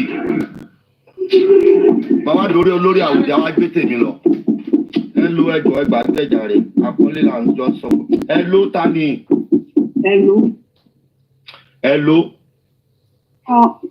ẹ káàsán sá olórí ẹbí ẹ káàsán sá á kú weekend sá wọn ní mo fi Ọlọ́run bá bẹ̀ mo fẹ́ bẹ̀ yín nítorí Ọlọ́run ní bẹ̀ yín bẹ́ẹ̀. ẹ má jẹ́ anybody tó bá fẹ́ bá mi sọ̀rọ̀ ká máa já dànù ẹ bá bẹ̀ mí mi ò parí mò ń ṣe kò ń ṣe ọmọ kékeré she's a married woman ó wà nílé ọkọ ẹ̀ ṣé mi lọkọ ẹ̀ tẹ́ wá ń bẹ̀ mí ni ẹni bá bẹ̀ máa já dànù torí kò ṣẹ̀ mí mo fẹ́ mọ̀ wọn ara mi ṣé máa mọ̀ wọn ara mi nìyẹn tí má ti rí pé ó ti lé ju tèmi lọ máa yẹra ni mo mọ àwọn ìmọ̀ wọn ara èèyàn ni tí má mọ̀ wọn ara mi wọn nílé wá fún mi torí wọ́n ti sọ lánàá pé tèmi bá kọjá àyè mi ò dẹ̀ fẹ́ kọjá àyè ṣé kí n lọ kọjá àyè kan lọ wá fèmí náà ni. nation tiẹ̀ ni ó wà nation ẹ̀ o.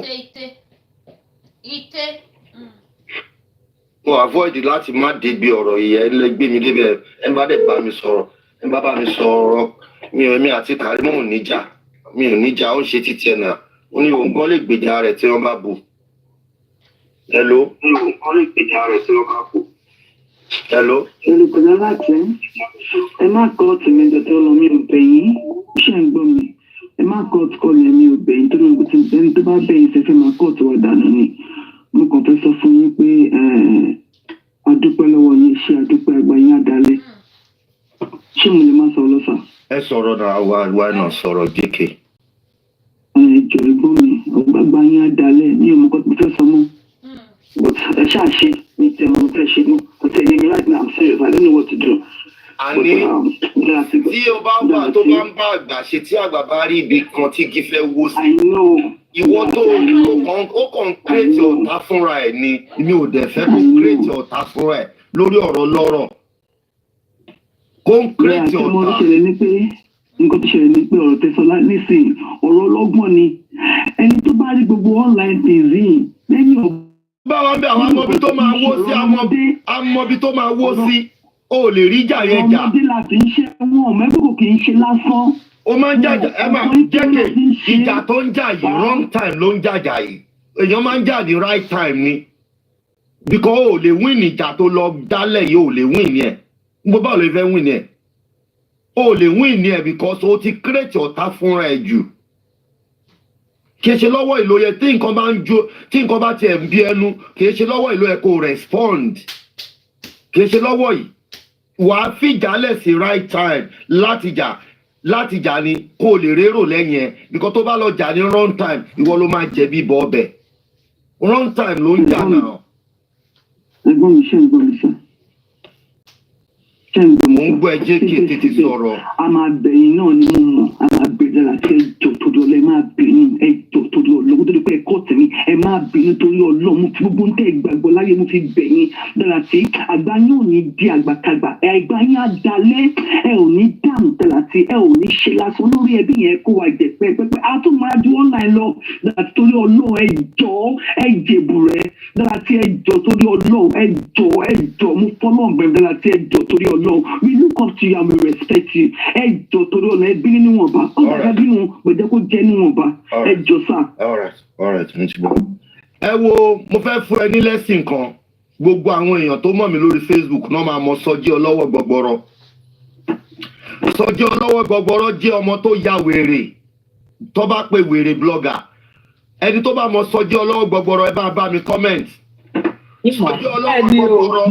Wèrè gidi. Wèrè ayé àtọ̀run tó yẹ pé tó bá ń bú mi báyìí mi ò ní tó sọ̀rọ̀ because mo mọ̀ wípé àwọn tó ń wò mí tó ń ra star fún mi lórí Facebook àwọn náà ń wò tí n bá lọ bàjà ní time tó ń bá mi jà yẹn màá dákẹ́ á máa bú mi á ní ẹ lọ́wọ́ láti èèyàn 20 ló ń wò èèyàn 10 ló wò ó búlì mi ṣẹ́rí nígbà tí omi tán lẹ́yìn ẹja ẹ̀ tí mo wọlé sí lára kò gbà mí ní 4 days láti finish kò gbà mí ní ihun tó ń fi bú mi for months kò gbà mí ní 4 days láti finish Sọjí ọlọ́wọ́ gbọgbọrọ àwọn tó bá wà lórí social Facebook tó mọ̀ mí ẹ bá mi comment tó bá pẹ́ mò ń parọ́ kò gbà mí ní. kò lè bọ́tà mọ́ àgbóhùn ẹ̀ mọ́. ṣe fún wọn ọ̀bídà kò gbà mí ní 4 days tí mo fi finish Sọjí ọlọ́wọ́ gbọgbọrọ.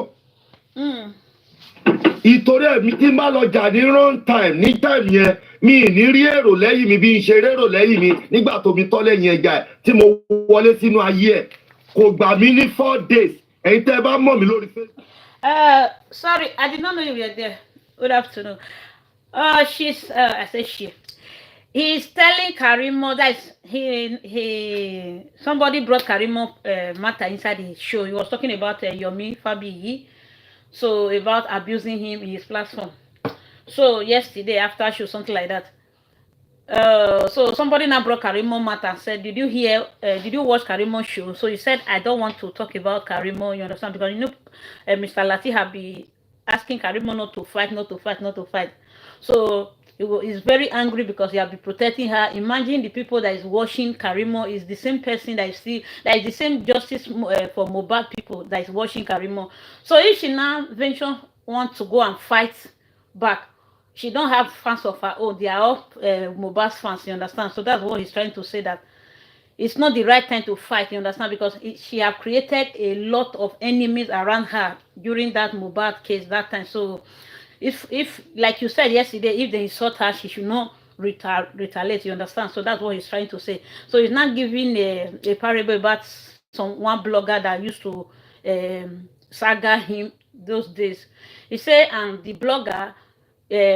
blogger's fans is the same fans that is watching him, you understand? So, and he don't have a lot of fans then. But until he did not allow that moment, he did not even want to saga that woman that time, you understand? I don't know whether it's a woman or it's a man, because I don't know the person. So he said until one day, after many months, something like that, so he now decided to saga the woman's back, and he now defeated the person. Say woman, the person, I don't know the person.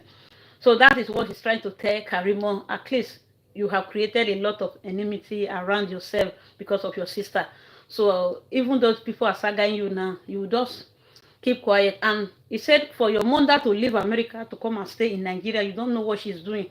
Because this matter that just arose for 2-3 days now, I believe it's not ordinary, you understand, because the mom is in Nigeria. So the mother would like to fight back because you are bullying her. So she would like to fight back in a diabolical way. So that's what the man is trying to say.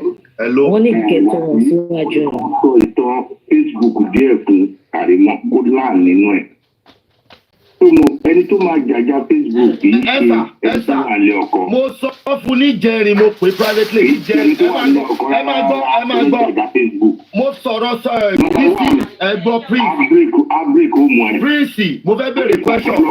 Ẹ ó dọ̀sà. Mo fẹ́ bèrè question kan lọ́wọ́ yín. Ẹ mọ Bísí Wellington àbí ẹ mọ Bísí Wellington? Mi ò ṣe ní mọ Bísí Wellington.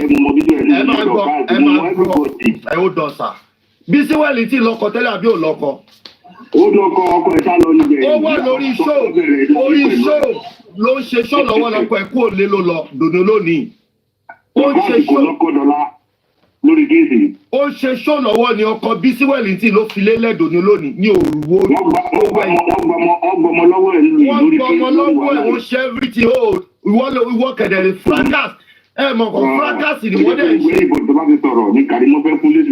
Ṣẹ́rí Karimo, fracas ló ń ṣe, ìwọ gọ́gọ́ ló ń ṣe fracas. Ìwọ gọ́gọ́ ló ń ṣe fracas.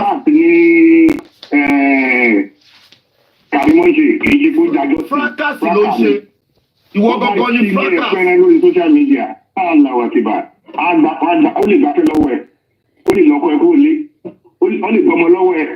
Prince o, ọ̀rọ̀ sọ́jọ́ lọ́wọ́ gbọgbọrọ tí mo sọ ṣé mo parọ́ lé lórí sà. Ọlọ́gbọgbọrọ lọ́dọ̀ Prince ní ìlú yìí 6 months ó jẹ́ ìdí ni. Ṣé ọlọ́gbọgbọrọ fojú mi hàn màá bó kí n tó finish. And they have the spirit of that is the Karimo and the sister, the mother, their spirit is not that good, you understand? So what this man is not saying that there's somebody they call Binti Wellington. So the woman was doing a saga. During that saga of fracas, the husband left her. So that's what this man is trying to trying to tell Karimo she should avoid saga. You understand? Even Yeye could even told her that time she should avoid saga. You understand? So that she will not go and lose her husband, because she will not have time for her children, her husband, something like that again. And many people now they would like to report her to the government. And you heard what one woman was saying yesterday now. So that's what they are trying to say. And if I'm her, you enter justice for Mohbad upon all the things you have done. At least you would have still mellowed down, you understand? Because as a hen, in our parable, they say if a hen enter a country or a city, you will raise one leg and put one leg on the ground.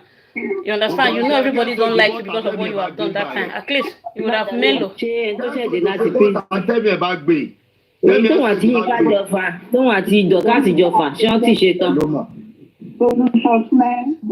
are right, ma. Auntie Yemi, see, you are right.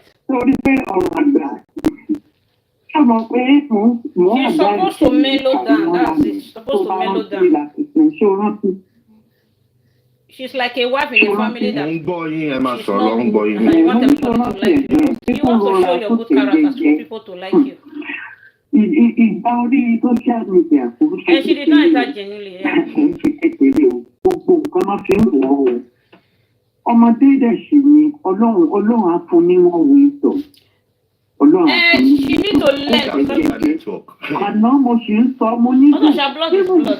gbogbo ṣe ń Obìnrin lọ́wọ́ Àbíkẹ́ Jagaba. màmá ẹ̀ sì lè pọ̀ bí ìwé tó ráwọn aráàta ni ọlọ́run ní fẹ́ ó dájú lọ́wọ́. Mọ́mí, ṣé ogun kékeré ni Kàrímọ́ ń fà lọ́wọ́? Ṣé ogun kékeré ni mà? Ṣé Adékọ́wá Kàrímọ́ ṣó fẹ́ gbọ́ sórí láti fẹ́ àti àǹtí rẹ̀ àǹtí mi? Ṣó fẹ́ gbọ́? Ṣó fẹ́ gbọ́ tó wà sí ọjí? This woman said she's not fighting a small war. Láti fẹ́ gbèyàn orúkọ ọ̀rọ̀ bí o ṣe sọ lánàá. Yeah, you said it yesterday. Ó dẹ̀ mọ bó ṣe máa tara ẹ̀ yọ. She's not fighting a small war. Lórí ayé Kàrímọ́ rọra ó fọlọ́run bẹ̀ẹ́. Yeah, she's supposed to cool Ibi down. Yeah. àgbọ̀dẹ ò ní bàjẹ́. Ọlọ́run ní gbọmọ lọ́wọ́ ẹ̀ kò ní gbọ̀pọ̀ rọra torí ọlọ́run jọ. Because Wumi people, they are diabolical. People don't, the mother did not do anything. Those people are ready to do it. Because they don't want Wumi to go to prison. God bless you, my brother. Bọ́dá láti ẹ kú iṣẹ́ ẹ kú gbogbo atótó ní àtàárọ̀ ẹ jọ ẹ permit me láti sọ one or two things sir. Mo kí gbogbo ilé mo kí everybody. Bọ́dá láti ẹ jẹ́ ń sọ̀rọ̀ mi ẹ jọ nítorí Ọlọ́run. Sister Karimo,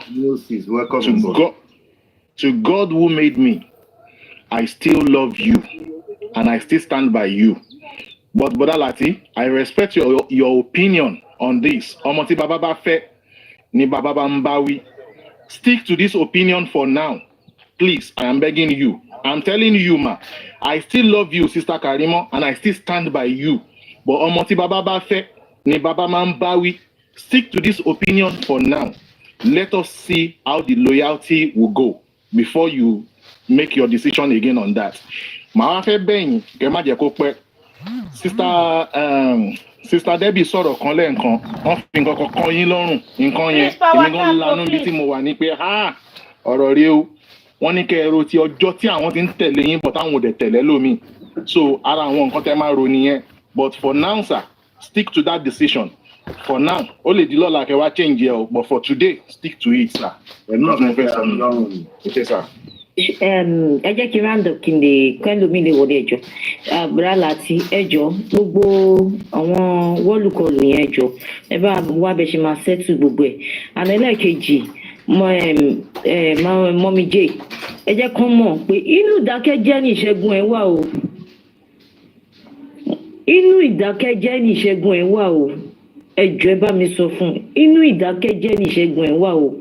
Nísìn kó rọra dákẹ́ kó má sọ̀rọ̀ jù.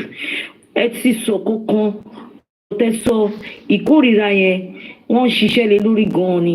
Ẹjọ́ ẹ bá mi sọ fún wọn.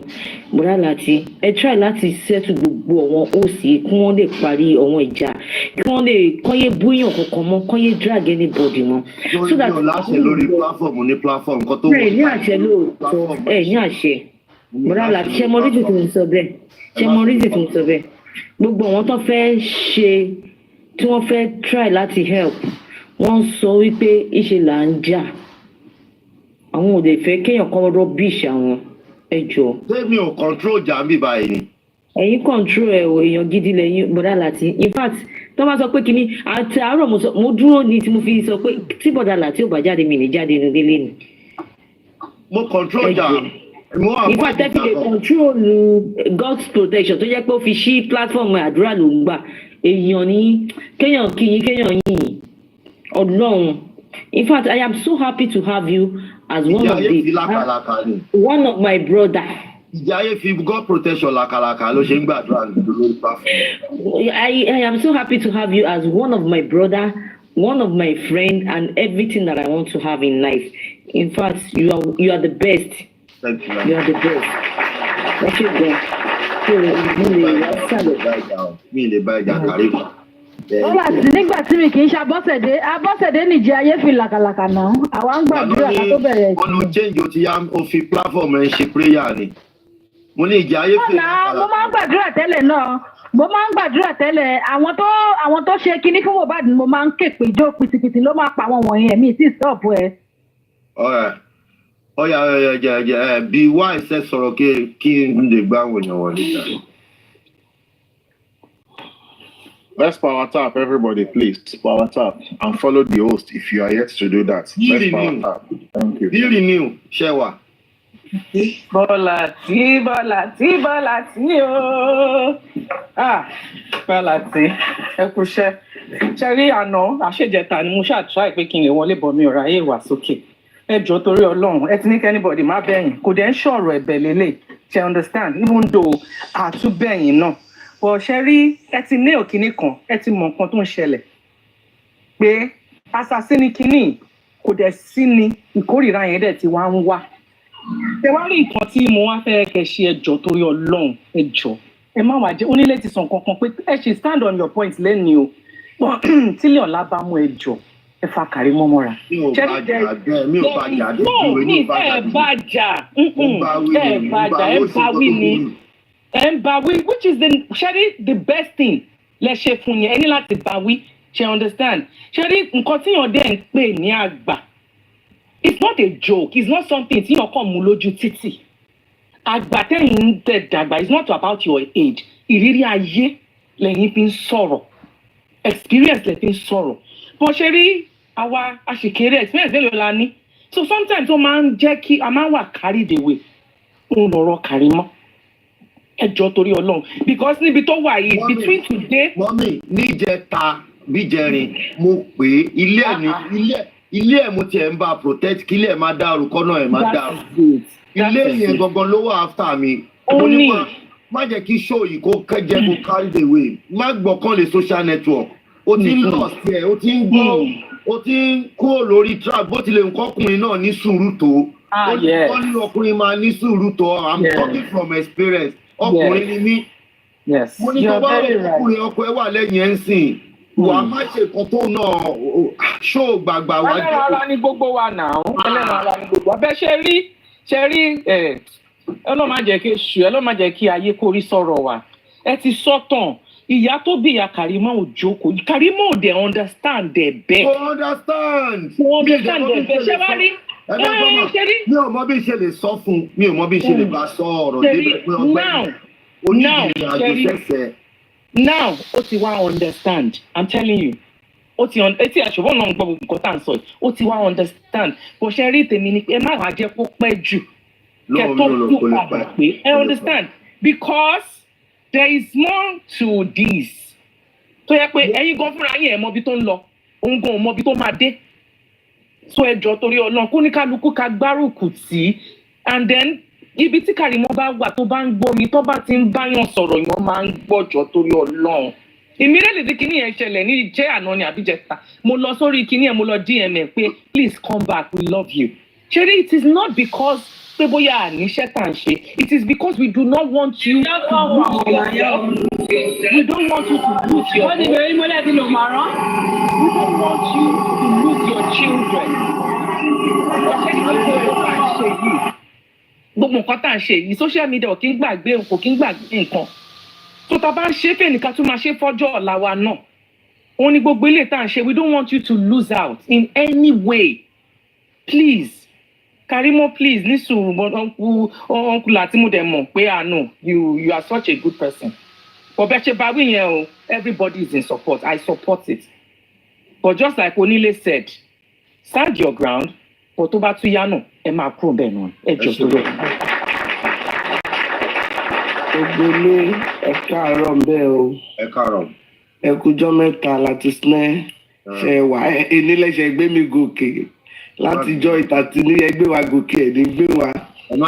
ìyá ọ̀rọ̀ bọ̀ everybody onílé mú kí yín o gbọ́dọ̀ láti ẹ kúṣẹ́ takuntakun Ọlọ́run túbọ̀ máa kún yín lápá ṣẹ́rí ti Kàrímọ́ kò mọ̀ pé àwọn social media máa ń tọ̀yàn ni wọ́n máa fi tan ẹni yẹn pa àwọn kan máa yé ilé ẹ̀ pé ohun tó ṣe wà òkè kó fún yín jẹ kó ṣe kó mọ̀ ó dìgbà tóun náà tójú ẹ̀ bá wá jẹ àtọ́ tí ẹ̀hún ni wọ́n sọ lórí platform ẹ̀ àwọn kan pè síbẹ̀ láti tó bá wá wọ ọgàn fúnra rẹ̀ wá gbà wọ tọ̀. because kò tí ì mọ bí social network yẹn ṣe ń rò ní mọ́jọ́ tàwa tí ń wo Ẹsábọ́ọ̀dù tẹ́lẹ̀ ni nígbà tó di oro sí oro ni mo kúrò lẹ́yìn Ẹsábọ́ọ̀dù agbọ́n pa síbẹ̀ nígbà kan ni ṣùgbọ́n social media ó máa tọ̀yìn débi tó máa ti tọ́ ẹni yẹn pa ni. àwọn tó ti wọnú ẹ̀tàn mo wá kò ṣeé kúrò mọ́ ni. Yes, I know. I know because kò lè easy bẹ́ẹ̀ yẹn tó bá ti fi lè wọnú ẹ̀ tó bá káyọ̀ lára dé stage kan everybody máa wò ó pé kóhun di ó sọ̀rọ̀ ẹ̀ tẹ́sítábọ̀dù bá tì mí kó dalé mi àtọ̀nà mi rú ni ṣé màá dé orí social network. Àní tó bá dé stage kan tí búlì bá pọ̀ á dàbí kéèyàn di host obìnrin tó bá dẹ̀ fẹ́ di host bí mọ́mì yẹn ṣe sọ á jẹ́ pé kò ní lọ́kọ mọ́ láyé o. àrímọ́ jẹ́ sọ fún ẹ social network ó máa ń gba nǹkan lọ́wọ́ yàn ó ń gba nǹkan lọ́wọ́ yàn ó máa ń jẹ́ kéèyàn sọ fún èmi tí mo wà lórí TikTok mi tí máa ń dáná oúnjẹ tí máa ń jó mo rí èèyàn tó sá fún mi torí ẹ̀dọ́là o tó ní mo ti fẹ́ dé àwọn blogger bóyá mo fẹ́ máa lọ fẹjọ́ òun sùn. àwọn èèyàn máa sá fún yín ẹ máa kọ́kọ́ lose èèyàn èmi gan mo lose èèyàn àwọn new person ni mò ń bá ṣe ń sìn. So ó máa sọ̀yọ̀ di èèyàn yẹpẹrẹ nígbà míì ni o even níbi tẹ bá ti ń sọ̀rọ̀ gan tẹ́ ẹ̀ bá mind speech tẹ fẹ́ sọ mo ti wà lórí péjì èèyàn kan rí nígbà Yorùbá Nation ọ̀dẹ̀ screenshot wà báyìí bá ṣe ń sọ̀rọ̀ ọ̀dẹ̀ gbé lórí Facebook mo wá ń gbóhùn ara mi ń bẹ̀ mo ṣàdúpẹ́ kọ́kọ́ mi máa rí mi láì sọ̀rọ̀ tó nǹkan tó bàjẹ́ àbí anything so Kadimo try láti gbọ́ nǹkan tí anybody bá sọ ìjà orí social media ò ṣe é jà rárá Lizzy tẹ́rí tó ń jà lẹ́ni tafi torí pọ́n fẹ́ bá yí ẹ̀jẹ̀ tán pátápátá ni o. Ẹ̀rí tí o gbà ní o. tíjọ tí Lizzy kí mi mọ́lẹ̀ àánú ara mi gan ṣe ìgbìmọ̀. àjọ wà lórí kinní ni nà ó bẹ́ẹ̀ ìgbà táwọn èèyàn rí òótọ́ ọ̀rọ̀ àwọn tó fẹ́ dúró tì àwọn tí ò fẹ́ dúró tì lọ. So everybody tó jóbìnrin nínú wa even àtọkùnrin tá a mọ̀ pé máa ń wo social media. ìwọ tó tún wá jẹ́ ìwọ fún ọmọ pé fracas gangan ni wọ́n ń ṣe ni. ìwọ dẹ̀rẹ̀ bí mo ṣe wà lamẹ́ríkà bí náà ìwọ náà ṣe wà lamẹ́ríkà òun láti wà very careful torí tó bá ti ẹnu bọ̀ ọ́ bí mujẹmujẹ ní o tó bá bẹ̀rẹ̀ sí fi straw fà ẹ́ ọmọ ọ̀tá ẹ̀ máa kù kìkì orí ni o. So wà very careful everybody onílé mo kí yín dáadáa ẹ kú gbìyànjú Ọlọ́run á wà pẹ̀lú everybody yín o. ẹ ṣé gan ma thank you ma.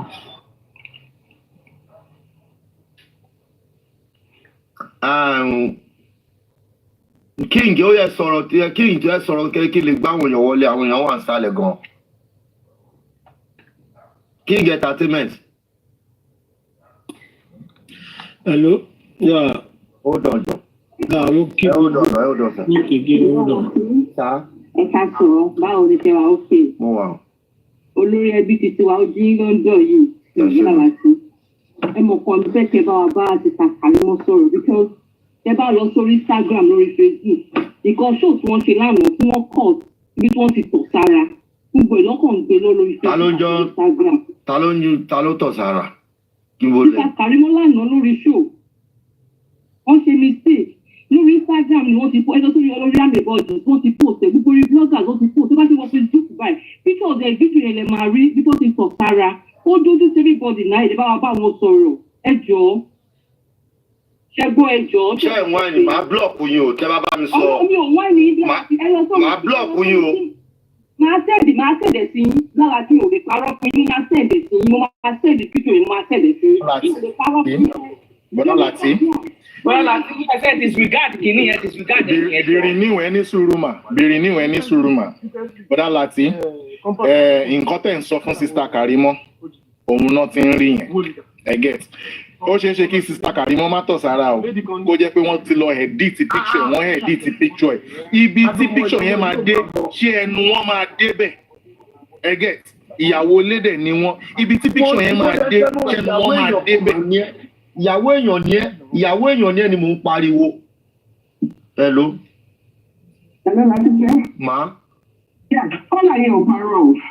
Ó ṣẹlẹ̀ bẹ́ẹ̀ ó máa lórí show Karimo. Ó rẹ́rìn-ín ni bẹ́ẹ̀ mọ̀ pé àwọn obìnrin sábà ti bímọ ara wa ti slack. So ó rẹ́rìn-ín. Wọ́n rò pé tọ̀ yẹn ti ń gbọ́ ó ti ń kó òbẹ̀ tẹ́lẹ̀. So a máa ń pè ní leakage. Nǹkan tó ṣẹlẹ̀ nìyẹn. And to go to your point, the guarantee ìgbà tí Sọjí máa lọ sẹ́wọ̀n. Ṣé mo pé ìyá kan ló fún ọ̀gá táyé Sọjí jẹ́? Ṣé mo pátá àwọn ọlọ́pàá wa mú Sọjí? Sọjí ilé ilé olókè pátápátá. náà wọ́n ló rí ilẹ̀ ìyá yẹn ló sọ fún pé ó wà sálẹ̀ ibi kó tètè máa sáré lọ ọgbọ́n evidence àwọn fi ní ilẹ̀ òun náà bá ní kó sáré palẹ̀ mọ́ gíra ó ṣàyà gbàǹgbà lọ bá wọn nísàlẹ̀ ibẹ̀ náà ti gbé lọ so ẹni awí fún ọ̀rọ̀ yìí ọba jẹ́ ogbọ́ bọ̀ tó tọ̀ ní lọ́rọ̀ onítọ̀ yẹn ṣẹlẹ̀ ẹ ṣe sàn. leakage. ó tọ́ ni rárá tí ibùdó gan ọgbọ́n tún bá awépòtù yẹn ó ṣe ṣó fún wọn lánàá ẹgbẹ́ fọ́tò àti Karimo báyìí ló gbé sórí kìíní ẹ̀ tó bẹ̀rẹ̀ tí ogun bẹ̀rẹ̀ sí máa fi ṣe kéékèèké lánàá ó bá àdì gan gba ilé àná yẹn gan. wọ́n ní leakage ni nǹkan tí mò ń sọ leléyìí o nǹkan tí mi fẹ́ kó ṣẹlẹ̀ nǹkan tí mi wá gan tá à ń ṣe social network àbó rò pé nǹkan ò bàjẹ́ láyé mi pẹ̀lú bí ṣe ń bá yẹn sábọ́ọ̀dù jẹ́ ó rò pé mi lọ́ọ̀sì nǹkan ó sọ nǹkan nù nǹkan bàjẹ́ ìmí tí mò ń gbé àwọn promoter tó jẹ́ pé promoter tó ń gbólórin wá láti tó ń gbólórin wá láti Nàìjíríà olórin go recognize mi mọ́ ìgbà tó jẹ́ pé bí ìjà wọn ò mọ̀ mí mọ́ ó lè mọ̀ pé mo ti gbé múrí thunder wá síbi ìbàyẹ̀ rí ó lè mọ̀ pé mo ti gbé rẹ̀mí àlùkò wá síbi rí ó lè mọ̀ pé mo ti gbé sáfẹ́jọ́ wá síbi rí títí kan àwọn alájí pàṣọ ó lè mọ̀ gbogbo wọn sì lórí pé mo ti sọra mi di speaker everybody biza ni nǹkan tí mo dẹ̀ ń sọ lílé nǹkan onílé ẹ jẹ́ ẹ bá mi blọọkì Júmi ẹ bá mi blọọkì Júmi ẹ bá mi wáṣẹ blọọkì ẹ jọ. jẹ́ ń fẹ́ ṣe moderator bí báyìí block wẹ̀dà èyí tó bá bí wọn dà kan wá wọ́n bá mi pé kíní kan ṣe ló gbòòrò náà fún yọ̀ọ̀yọ̀ ò wọ́n bá ti block ó ti lọ nìyẹn. kí la fẹ́ sọ́nsìn kò sí ó ti tàn. Karimo, I still love you. Mo bá ìjà tó lọ jà lánàá ń bí mi nù. That's all I will tell you. Ìjà tó lọ jà ló ń bí mi nù.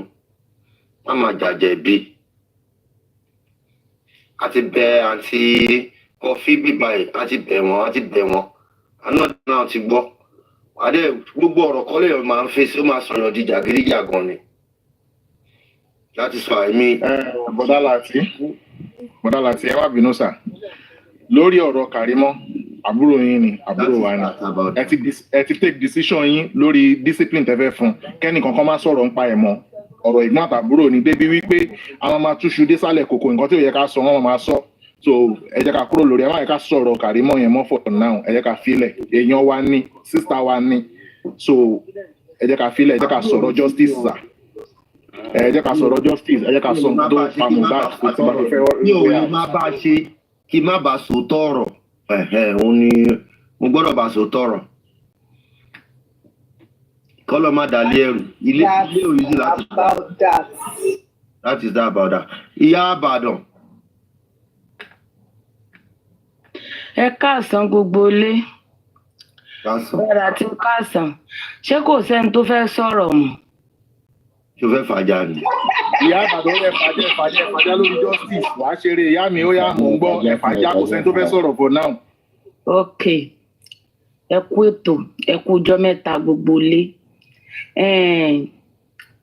mi ní bínú ntẹ́yìn sọ pé fàjà yẹn mi ò fa nǹkan kan já bọ̀ ẹni sùúrù sórí burúkú ti bá yẹn ni. àwọn wo. àwọn olórí burúkú tó ń ṣòṣì lórí justice ṣé ẹ ti yà ó ṣé ẹ fẹ́ kọ́ lọ́n kó lábàtẹ́ sí yín nẹ̀ ṣé ẹ fẹ́ kábẹ́ yín ládẹ́yìn ni ṣé ẹ fẹ́ pasán ni abẹ́wò lórí burúkú tẹ̀tẹ̀ ń gbé ká èèyàn kan tọ̀ sáré èèyàn kan ẹ dákun ṣé yẹn ló pa Mohbad ni ṣé yẹn là ń wá fún just kí n ti wá kí lórí burúkú tẹ̀ ń bá káàkiri tẹ́kàn mọ́ gbọ́rọ̀ rándanran dórí ibú káàkiri ṣé ẹ ti ya wèrè ni nítorí yẹ kẹ́ ẹ ranjúmọ́ kẹ́ ẹ gbájúmọ́ kẹ́ ẹ ránṣọ yín bí tó ti ya múnú kẹ́ ẹ fi òwú àtàbẹ́rẹ́ kẹ́ ẹ fi gànpọ̀ ẹ̀ ń gbẹ́jú òfò káàkiri ẹ̀yin aláyé bàjẹ́ táyé yín ti rún bí apẹ̀rẹ̀ iná àgbọ̀tẹ́ ẹ̀mẹ́ni tí ó bá yín lọ kó lè rí rẹ́gírẹ́gí lára yín ẹ̀yin aṣòṣì máàmá àfọjọjúmọ́ ayé sorí burúkú káàkiri àdúgbò àwọn sẹ́tọ̀ aláyé bàjẹ́ ọ̀túnbọ̀ oníkẹ́ńgbé lẹ́ẹ̀kẹ́ olórí burúkú eléyín fẹ̀ bí eyín ikú gọ́ọ̀mù sọ ẹlẹ́kẹ̀ bíi pọ́pọ́ fìtọ̀ dánú òróró tó pọ̀ tí ò gbéra aláyé sá aláyé kù bí ìjìwérí ọkùnrin èèyàn kan tó ara ìwọ ń gbé òfin ṣe ṣó ìwọ fẹ́ kó gbogbo abẹ́ rẹ báyìí kìkìdé ètùtù ni olórí burúkú kò jìde rí kárí rí àfikọ́ lẹ́pọ̀n mórí pílò olóṣì ọkùnrin tá bá ń pọkùnrin olórí burúkú ẹlẹ́ẹ̀kẹ́ téńgbé ẹlẹ́ẹ̀kẹ́ bíi mọ́ wú ìwọ ló máa sọ̀rọ̀ pọ́kùnrin ni ọ́ ó rí páyé ẹ ti bàjẹ́ ó rí pé ò níran ò nẹ́bí ò ní ò ṣí oríire go jáde láti ìdílé tó dáa wọn ò gbọ́dọ̀ mọ fírú rẹ tọrọ ọkùnrin olórí burúkú tó bẹ lẹ́sẹ̀ wíwọ́ elégbò àdá àjínà lẹ́sẹ̀ ó lọ sí ọkùnrin asòsì mọ́mọ́ láàrin àwọn obìnrin apọkọjayé olórí burúkú ọkùnrin agbẹrù lórí obìnrin ó lò sí wọn ò lè rí ọba wí ńgbẹ pé gbogbo ọmọ tó para tiẹ̀ náà bọ́ta báyìí àwọn kírímínà bíi ti Wùmí níwọ náà bí bó o ṣe bí gbé wiri ó bá ṣẹ́wó òbí oníná bí olórí burúkú ọ̀túnba ẹ wá wọ̀ tó bá ṣòṣì mọ́mọ́ o ọ̀túnba ṣòṣì mọ́mọ́ elétùtù lábẹ́ olórí burúkú arítẹnimọ̀wé àdàpá àdìbò tiẹ̀ mọ́lẹ̀ useless set of people ìsìlérí yín bá wí ńgbẹ́ pé lórí burúkú ọmọ ẹ ti ẹ̀ dápọ̀ ẹ̀jọ̀ nítorí ọlọ́run ìgbà ọmọ ọlọ́mọ kú tó ṣe wàhálà nù ayé ẹ mọ́ bínú ọ̀ tó bó lè mú mi lóhùn ká dáa fún ọ ká yí ọ kò ní bẹ́sikẹ́ fún ẹ Wùmí tó pa Mohbad ó ń lọ sí irun ó lóun fẹ́ olórí burúkú sẹ́run ló ń tàbí sákàsákà. wá èmi náà fẹ́ sọ̀rọ̀ bí Wùmí má máa fún àwọn ènìyàn ní relevance lórí platform mi má máa fún relevance. wọ́n wà relevance useless people ni wọ́n bọ̀dá Láti àwọn òsínú sẹ́ẹ̀tì ni wọ́n sínú lẹ́fù sí yín alájẹbàjẹ́ làwọn yẹn àwọn stupidity and backability nìyẹn wọ́n sórí rẹ́nu ayé ibi tẹ́ ẹ bá dúró sí Láti sẹ́wọ̀n lè kó síbẹ̀ bí Wùmí ò sanwó oṣù fún wọn wọn lè jẹun ẹ̀rí pé tí Wùmí bá ti fún wọn sálárì báyìí wọ́n mọ̀ ṣe so wọ́n mọ̀ ṣe léraléra ni tí owó sálárì yẹn bá ti dì báyìí ẹ máa rí pé máa rìlíìsì fídíò lórí burúkú tó ń ṣe káàkiri àwọn jobless and breakless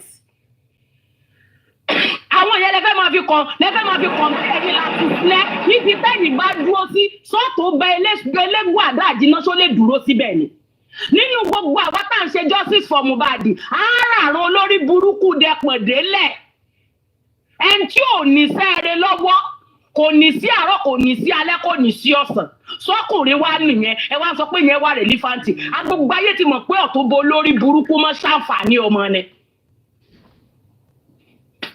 ibi tẹ́yìn bá dúró sí Láti sílẹ̀ wọn ò lè dúró síbẹ̀ wọn ò lè withstand yín wọn lè withstand yín bí tẹ́ ẹ bá dúró sí àwọn yẹn wọ́n wádìí pa aṣáná bó ṣe máa gún ẹ pa nìyẹn ó ní jèrè ayé. òṣèpé wà lọ́dọ̀ tẹ́mì ẹ bá mi gbé ṣépè wà lọ́dọ̀ tẹ́mì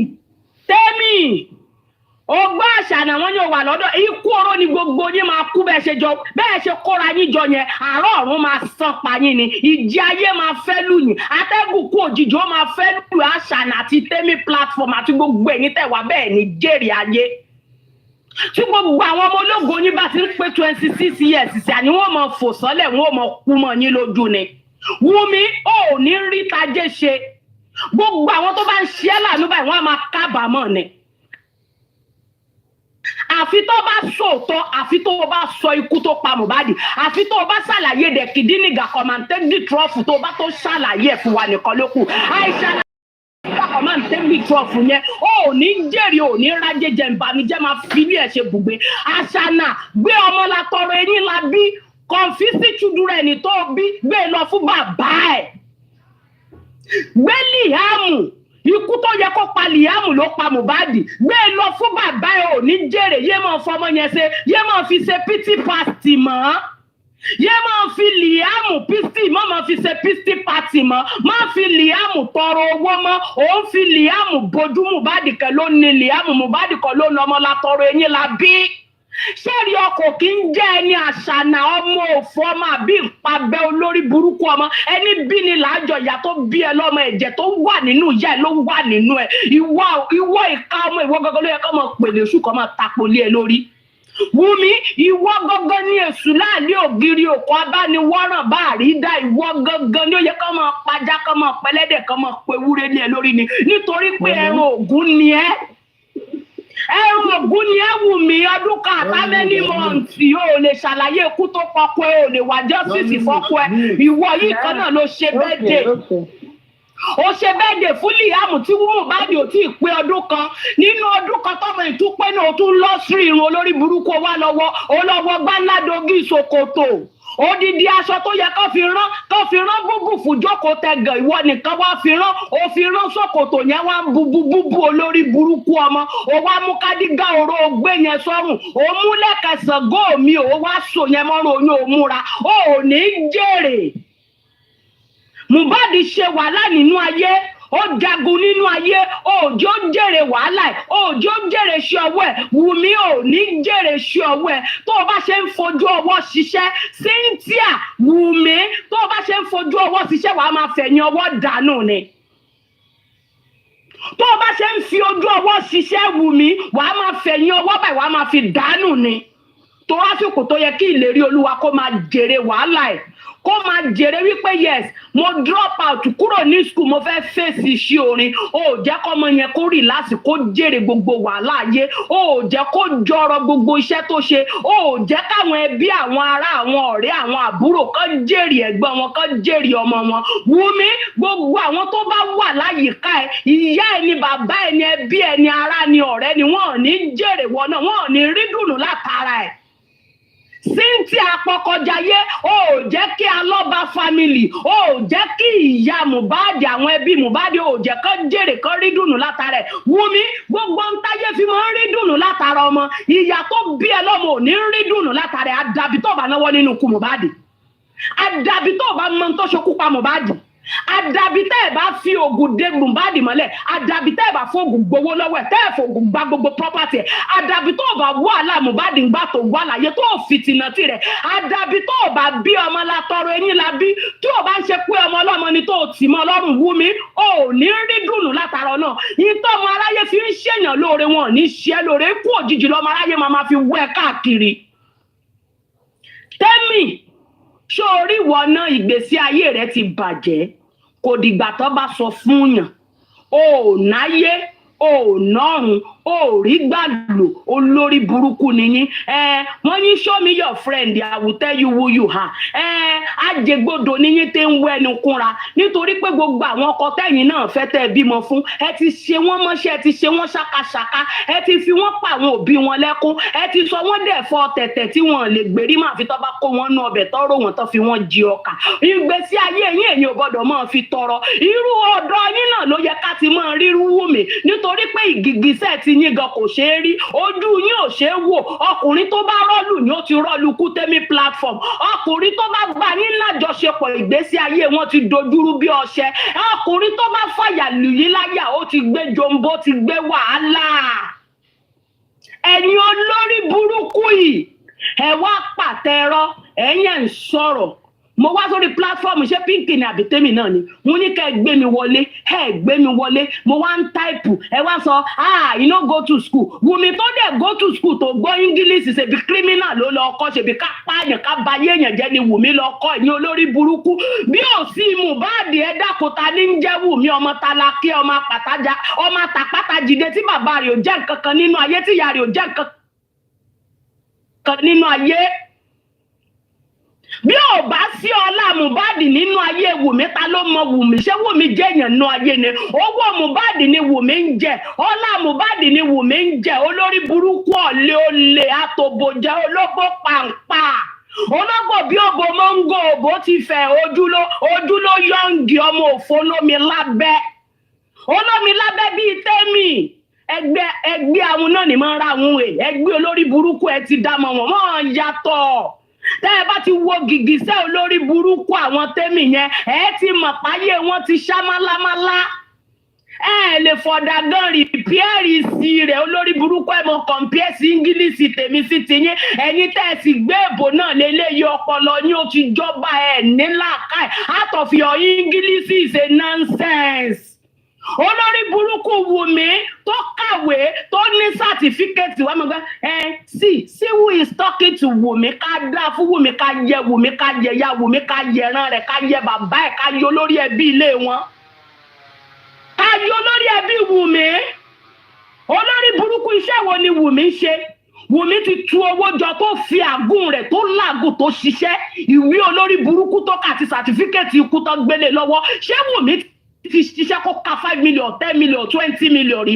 ká yẹyìn ẹ̀ ní jèrè tẹ́mi platform ẹ wà máa fi èmi ọkùnrin bí obìnrin ẹ máa fi kọ̀m̀pí èmi olórí burúkú criminal of forgot matter olórí burúkú tó kàwé tí ò kọ́gbọ́n orí ọmọ òfò bàyẹ́jẹ́ ọ̀dàyẹ́rú òmórìrún dúdú asọ́pọ̀ mọ́ funfun èmi àti Wùmí bí n bá pàdé Wùmí wọ́n náà wọ́n máa fọ́yà ìlòdú máa gúnyà ẹ̀ máa gún mi máa gúnyà ẹ̀ máa gúnra mi àbí Wùmí fẹ́ pasá ayé ni àbí Wùmí ò fẹ́ jèrè ni Wùmí ò tó sílípàsì mi ẹ̀yin olórí burúkú tẹ́mì ó lọ sí ó ní kù bí omi àmú olórí burúkú ṣẹ̀kẹ́ papọ̀ bí búrẹ́dì Agége níjọ jèrè papọ̀ àti Wùmí ẹ̀yin àti Ingilisi yẹn jọra rí ayé ni àsẹ́ǹsì tí wọ́n dá mọ́ yín ìyá yín sì rè ìwọ̀nba tí mò ń kọ́ tó bá dé kọ́ lọ mú ìyá yín bọ́ta ìyá yín ò lè kọ́ ìwọ̀nba tí mò ń kọ́ ìmọ̀ Ingilisi is better than ìyàlá ìyá ẹ̀ kẹ́mi my Ingilisi yàrá ò lè sọ go and come èmi sì lè sọ go come sit down here eat I want to pupu I want to go and sleep ó ń sí èrè ni ọwọ́ ọmọ fẹ̀mí ṣe comparison kò olórí burúkú ọmọ tó gba certificate kú ọmọ tó drop out tó lọ yá aṣọ graduation tó wọ̀ tó fi ṣe photoshoot ẹ̀ níjọ soríire papọ̀ tẹ́mi platform àṣànà ò ní jèrè ó máa kúkú oró ni ìbànújẹ́ ó máa wọnú ilé ti ṣẹpẹtẹ́rì ìyàwó bàbá jẹgẹjẹgẹ ìyàwó bàbá jẹgẹjẹgẹ ṣẹpẹtẹ́rì pàdé bàbá jẹgẹjẹgẹ olórí burúkú jẹgẹjẹgẹ pàdé jogojogo àwọn olòṣì àwọn nǹka ọ̀dájú ní jèrè Wùmí tó bá bí ìyàlá jẹ èmi àti ẹwọ́ náà wọ̀ bọ́ ọba ṣèbò ń fèbò báyé rẹ̀ jẹ ni. Can you speak English more than me? Are you mad or crazy? Are you mad or crazy? O lọ yunifásitì òfin ṣe tó dáa. Olórí burúkú ara yín kọ̀rẹ́ntì English tẹ́ ń sọ àti gbogbo táìpù náà ìgbésí ayé yín náà orí TikTok lórun sí ọmọ inú yín lẹ̀ ń ṣiṣẹ́ fún ti san sálárì fún yín ẹ̀rí pẹ́ ti ya wèrè ẹ̀rí pẹ́ ti mẹ́ẹ̀dì. Wùmí ò stand ibi tẹ́mi bá ti ń sọ èbó orí yín burú ni. How can you compare me with Wùmí o akọkọjayé? How? Ẹ mọ̀ ní English mi ò correct olórí nígbà mo wá sórí kí ló dé tẹ̀yìn ò gbé mi sókè? Èmi ò fọ́ fún yàrá yà yín. Ṣebí paparí àná òun tiẹ̀ máa ń gbó lórí burúkú ara yín sókè ibi tó yẹ ká ẹ ti mọ̀ pé ẹ lé àṣẹ ẹ̀ tí ẹ lé tẹ́mi platform àṣẹ ẹ̀ tí ẹ lé ẹ wo bẹ ṣe ń fẹsẹ̀ halẹ̀halẹ̀ níwájú ọmọge aṣáná lórílẹ̀ ó dìgòbe ẹ wo sisi ológe ọlọ́mú lọ́rùn ó ti fàyà gbé ẹ pàṣán ni tó bá yẹ pé gbé mi sókè lọ́jọ́ yẹn ni màá kọ́kọ́ ṣàdúrà tó dáa fún yín náà kí n tó fi èpè àti búrókì ayé kí n tó fi bá platform yín jẹ́.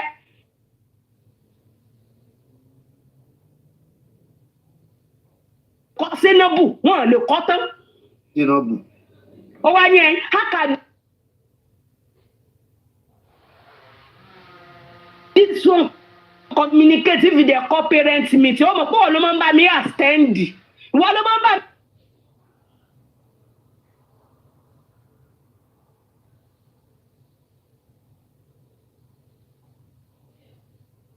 Steady ń bẹ wọn ló máa mi reply sí wọn tó bá ti bá mi sọ̀rọ̀ ẹ̀yin olórí burúkú tẹ́ ní làkà ẹ mọ̀ má ta mọ̀ Wùmí tó kàwé kí ló fi dà ó padà ya criminal ni àní ní alọ́kọ́ ló ń kígbe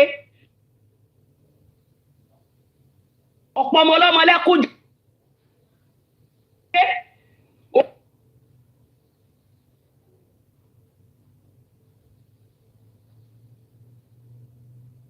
fọ́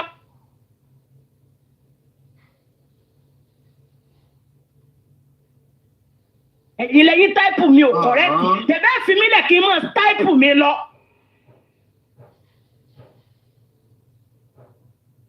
ṣé mo sunkún wá bá yín ni bẹ́ẹ̀ bá sì mọ̀ pé wò tí mo kà tó sì bẹ́ẹ̀ ràn mí èyí wú tẹ́mi platform yẹn gádà owó kọ́ ràn mí lọ sùkú kí n bẹ̀rẹ̀ láti primary wa olórí burúkú nígbà táwa káwé ń bo ni Wùmí wà Wùmí ń dókó ká ni ká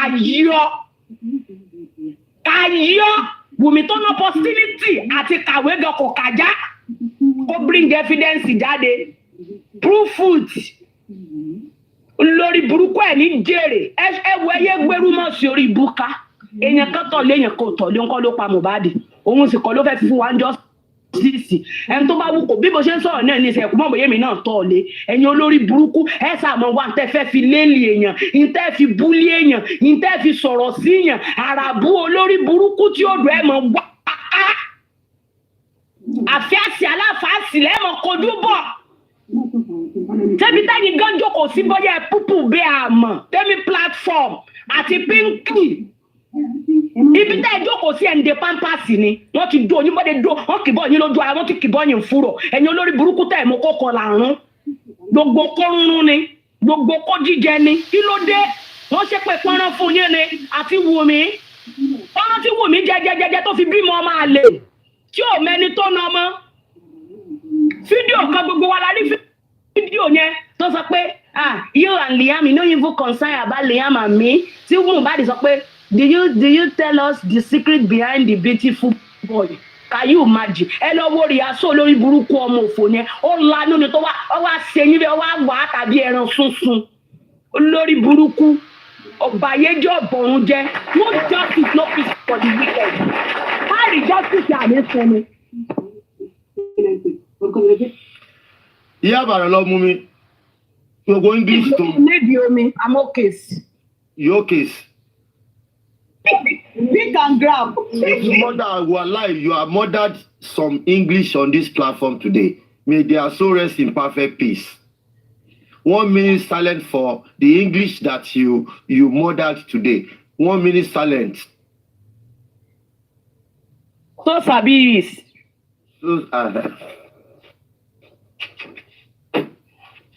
Sórí Ìyábàdàn yìí, ó ti yà wọ́n sórí black cap. Èmi náà kẹ̀dẹ̀ mi ìgbádùn díẹ̀ báyìí. Ọláyínká, are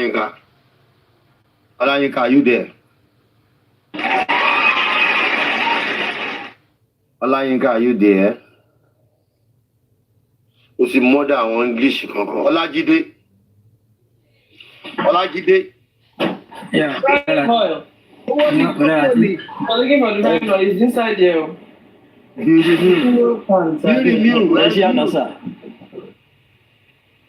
Oya. Ìyá Ìbàdàn ẹ kú iṣẹ́. In fact, ẹ já wọn láyà gọ̀. Wọ́n ṣe gbé sórí big screen wọn ní ọ̀wọ́n gàdàgbà ni. Gbogbo èké tí Ìbàdàn ń ṣe fún ọ padà mute ni wọn lè gbọ́ àwọn olórí burúkú. Okay, one stream wa. Bọ́dá àti mi ò dá wa sí. One stream yìí ni orí big screen iná. One stream dájú wọn. Gbà ní bàbá lẹ jẹ́ fún wọn, wọn lè tó yín. Bọ́n sáré gan wọn lè tó yín, àwọn ọ̀ráre yẹn. Wọ́n bá sọ̀rọ̀ yín gan, àwọn olórí burúkú ẹ̀ mú owó. Kọ́mà stream yín káyé wọ́n bàjẹ́.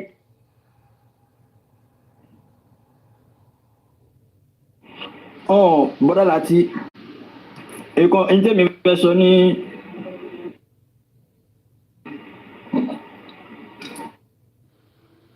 appreciate bẹ́ẹ̀ sì ń ṣe gẹ́gẹ́ bí tẹ́ dúró gẹ́gẹ́ bí olóbi tẹ́lẹ̀ ń fi ọgbọ́n tó gbó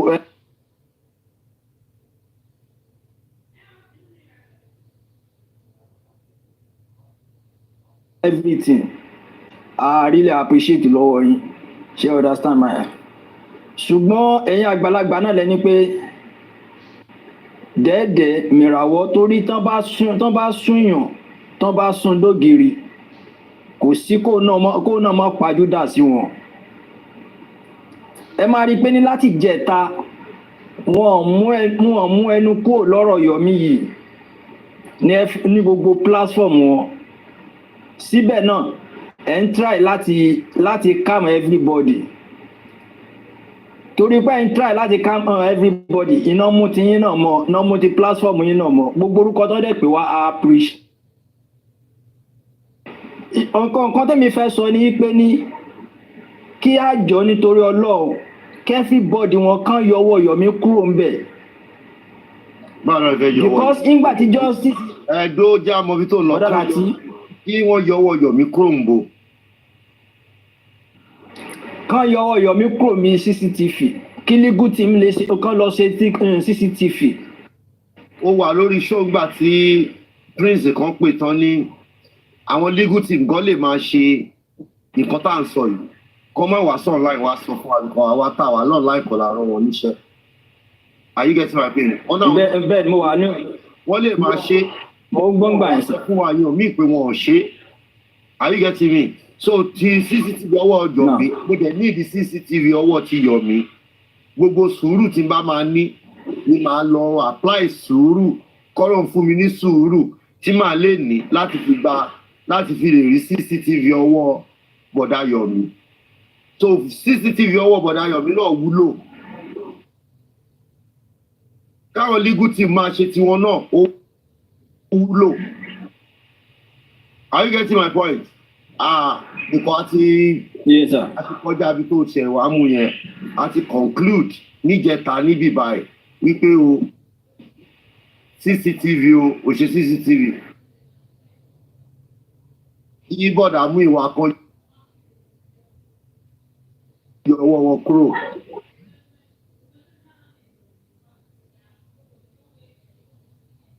ó má dà pé bọ̀dà mú ìwà ni ò gba ago.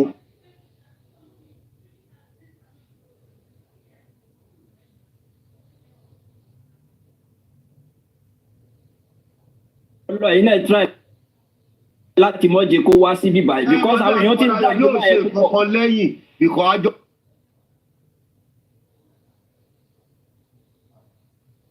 sọ́ńbì báyìí pé ká pera wa lẹ́yìn níbí báyìí tó tọ́ èmi náà pè wọ́n bẹ́ẹ̀ pé ká ṣe group kìíní kan.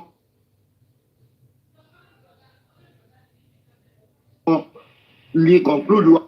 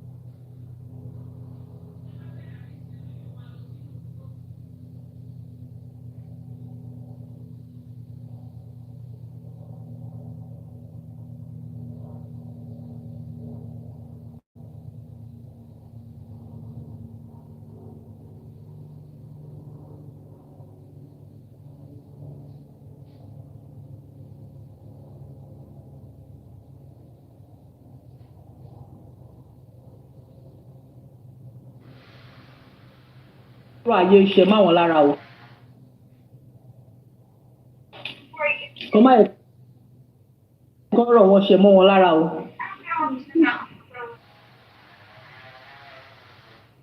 kọ́ máa kó ṣe mọ́ wọn lára o.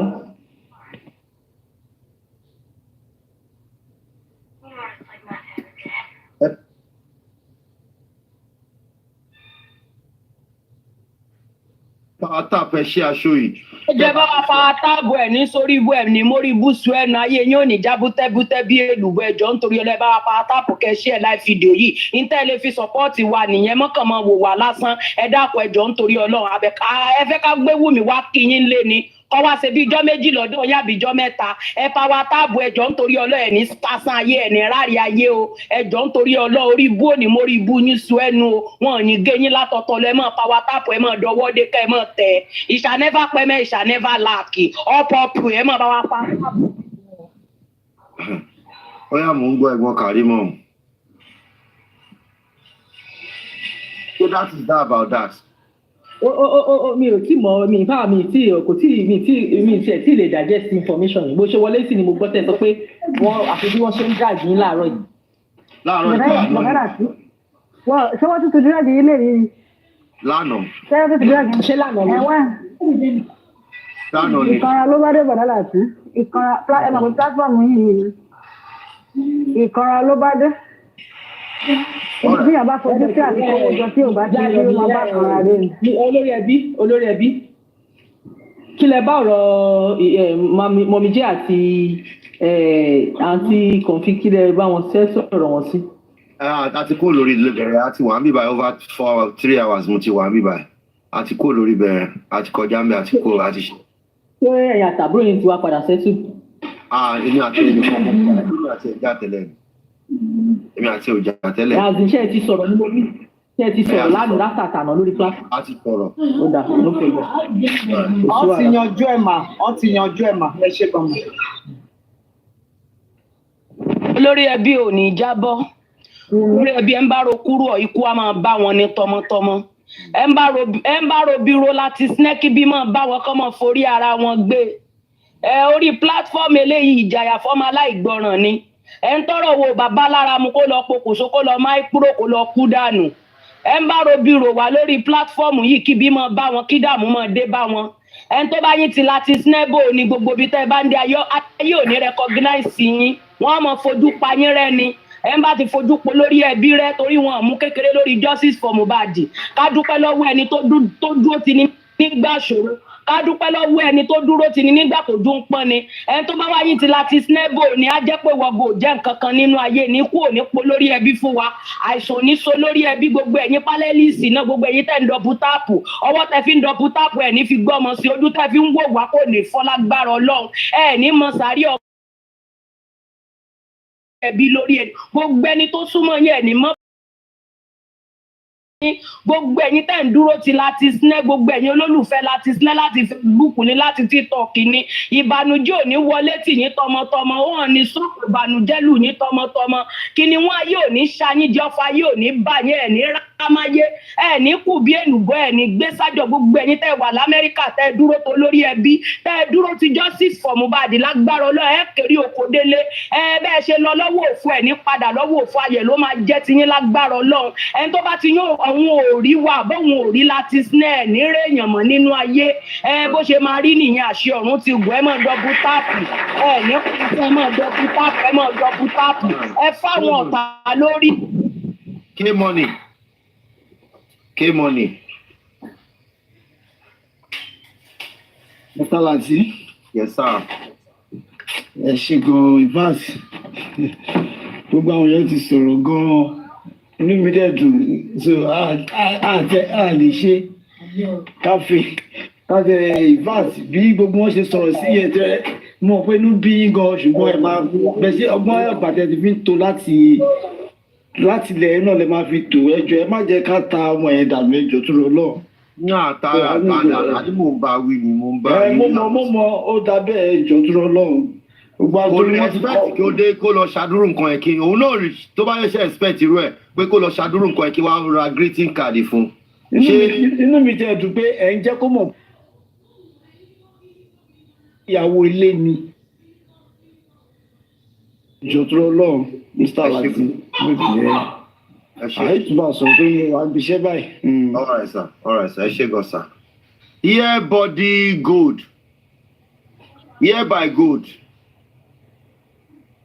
Here by good.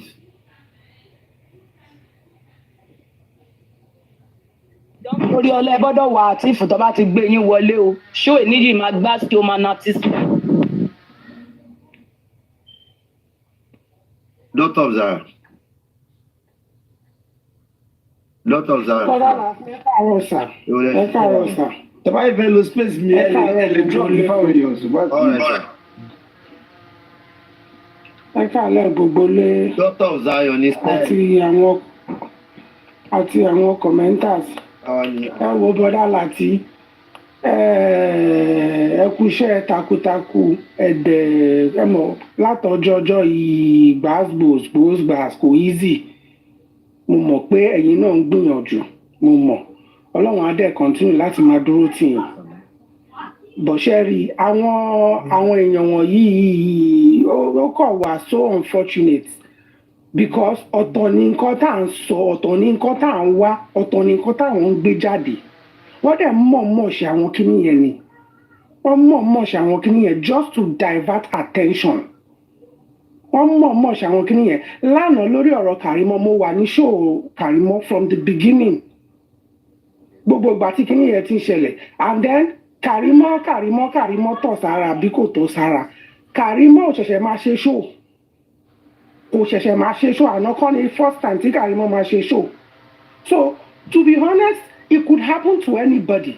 Nǹkan tó ṣẹlẹ̀ lánàá yẹn because Kàrímọ́ rẹ́rìn èmi gan ní mọ́tò gan ni mo wà. Tí mò ń rẹ́rìn. Tí ó bá lè ṣẹlẹ̀ wọ́n ṣe máa pòwe pé mo rẹ́rìn mo dẹ̀ ń tọ̀ sára.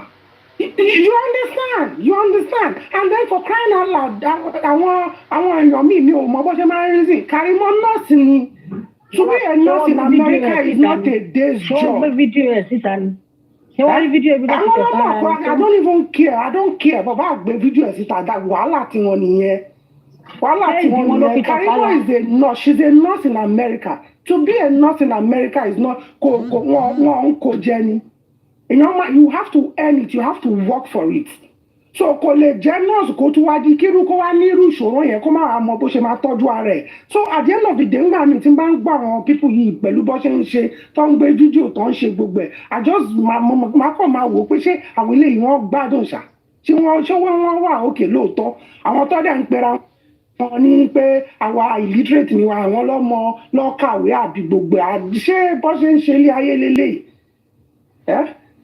ta ló kí ló pa wọn ló ń béèrè lọ́wọ́ wọn sọ gbogbo wọn wọn da gbogbo ẹ̀ mọ́ Kàrímọ́ lórí just to cover up their mess ẹ jọ nítorí Ọlọ́run gbogbo lé mò ń bẹ̀ ni o ẹ má jẹ́ kí àwọn bíbú yìí kọ́ divert attention wa nǹkan tó pa Mohbad là ń wá àwa nǹkan míì Kàrímọ́ bá ìyàwó sára wàhálà tí ẹ ní. lórí ọ̀rọ̀ Kàrímọ́ ẹ bá mi ṣépè fún Wùmí ó wà lọ́dọ̀ tó mọ̀ ọ́ dẹ̀ ń sí wa. Kò ní dá fún Wùmí ni kò ní dá fún kò ní jèrè anything tí Wùmí bá gbé sọ́kọ̀ kò ní jèrè ẹ̀ ni kò ní dá fún. Gbogbo ìṣòro tó gbé Mohbad sí tó pa Mohbad tó gbogbo problem tí ìyà tó fi jẹ Mohbad láyé òun náà máa jẹ tiẹ̀ kó tó kú òun lé ayé ni. Ó máa jẹ tiẹ̀ ó máa jèrè iṣẹ́ ọwọ́ ẹ̀ ni. So that is just it. So bọ́dá Lati ẹ ṣe gan o mo appreciate dẹ́ntì bọ́dá kíní bọ́dá Yọ̀mí náà ẹ má bínú sí bọ́dá Yọ̀mí ìkanra ni and to be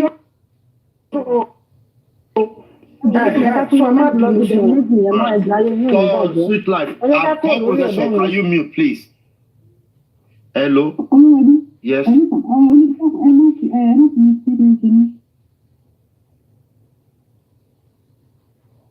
Ẹ bá ti sọ ní láti.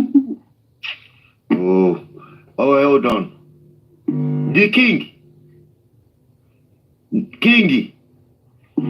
Ẹ sọ̀rọ̀ bàbá.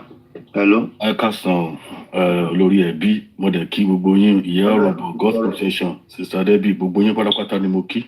With every one of us màá mi ṣe náà bùrẹ̀ Ravadan mo kí gbogbo yín ẹ kú iṣẹ́ the comment section as well mo greet you. lágbára Ọlọ́run a ẹ ní fi káàbọ̀ àwọn ẹbí king wa báwo lára yín sà báwo lára yín sà báwo lára sà. mo sì ń fà kò yé mi bí ọ̀rọ̀ Mohbad ṣe jẹ́ tó wá ń wọ́ mi wá sórí social media kò yé mi Ọlọ́run mi ò rírú ẹ̀ rí pẹ̀lẹ́ doesn't kò tí ì happen rí ní ayé mi for my own history kí n tún wá máa wá sínú social media tí ìbá tí ìwà síbi ara mi ò ń balẹ̀ for what anyway ṣe rí nípa ti ọ̀rọ̀ Mr. Yome tó ń bínú ó lè ṣẹlẹ̀ bẹ́ẹ̀ because ìṣe ni tí n bá sọ̀kalẹ̀ tán oríṣiríṣi ló ń jẹ jáde tó dẹ̀ máa ń jáàyàn nínú jẹ́ pé àdáìlò tí n bá wà lórí platform bá ṣàlàyé fún ọ. nǹkan tá a lè type sórí ibẹ̀ tó lè understand let me take it one by one. ṣe rí Mr. Yome tó ń bínú at times ó máa ń ṣẹlẹ̀ bẹ́ẹ̀ ẹ má jẹ́ ká wò bẹ́ẹ̀ ó ń ṣẹlẹ̀ bẹ́ẹ̀ the pressure is too much gbòós ní gbogbo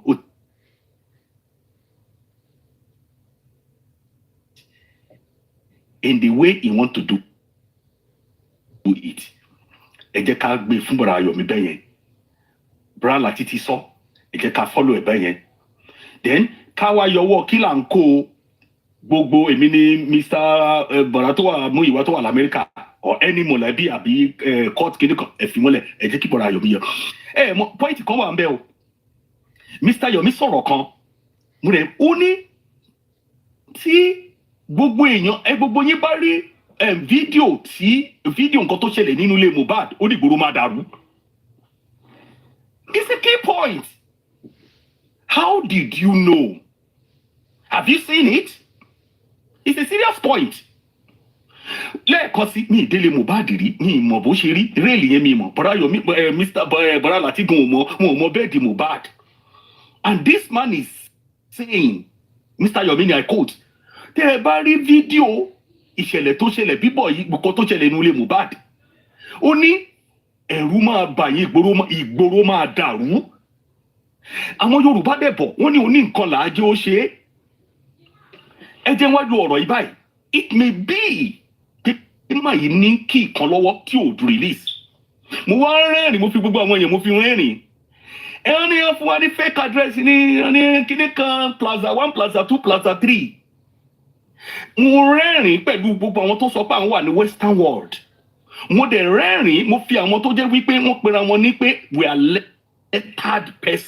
lettered people I mean àwọn tó wà lettered àwọn tó kàwé àwọn learned people mo rẹ́rìn mo fi wọ́n rẹ́rìn why ìdí tí mo fi wọ́n fi wọ́n rẹ́rìn ni wípé gbogbo wa tá wà ní western world despite the fact Naija náà wọ́n lè má máa practice ẹ̀ ni but ó dẹ̀ ká máa practice ẹ̀ data protection ẹ̀yin fẹ́ kó release orúkọ woman yẹn àbí right ẹ fẹ́ kó release telephone woman yẹn right ẹ fẹ́ street address woman yẹn right tí nǹkan bá ṣe woman yẹn ṣe é mọ̀ wípé wàhálà ńlá ni data protection lórí screen gbogbo èèyàn rí nọ́mbà wọ́n ní wọ́n nítorí ọjọ́ báyìí náà ni we are so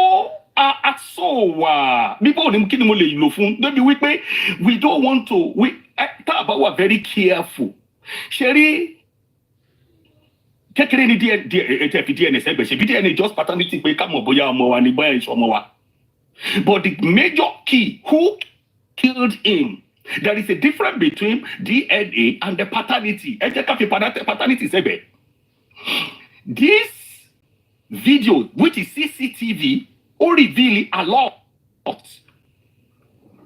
who knows CCTV tí máa ń sọ ní ìgboro máa dàrú ṣé ẹ mọ̀ tó mọ̀ ẹ́ ara Yorùbá ṣé ẹ mọ̀ tó mọ̀ ẹ́ pé ìgboro máa dàrú governor máa yarí pé no bring them back so for therefore ẹ jẹ́ oní nǹkan làájọ́ ó ṣe Yorùbá ló sọ bẹ́ẹ̀ ẹ jẹ́ kí Mr.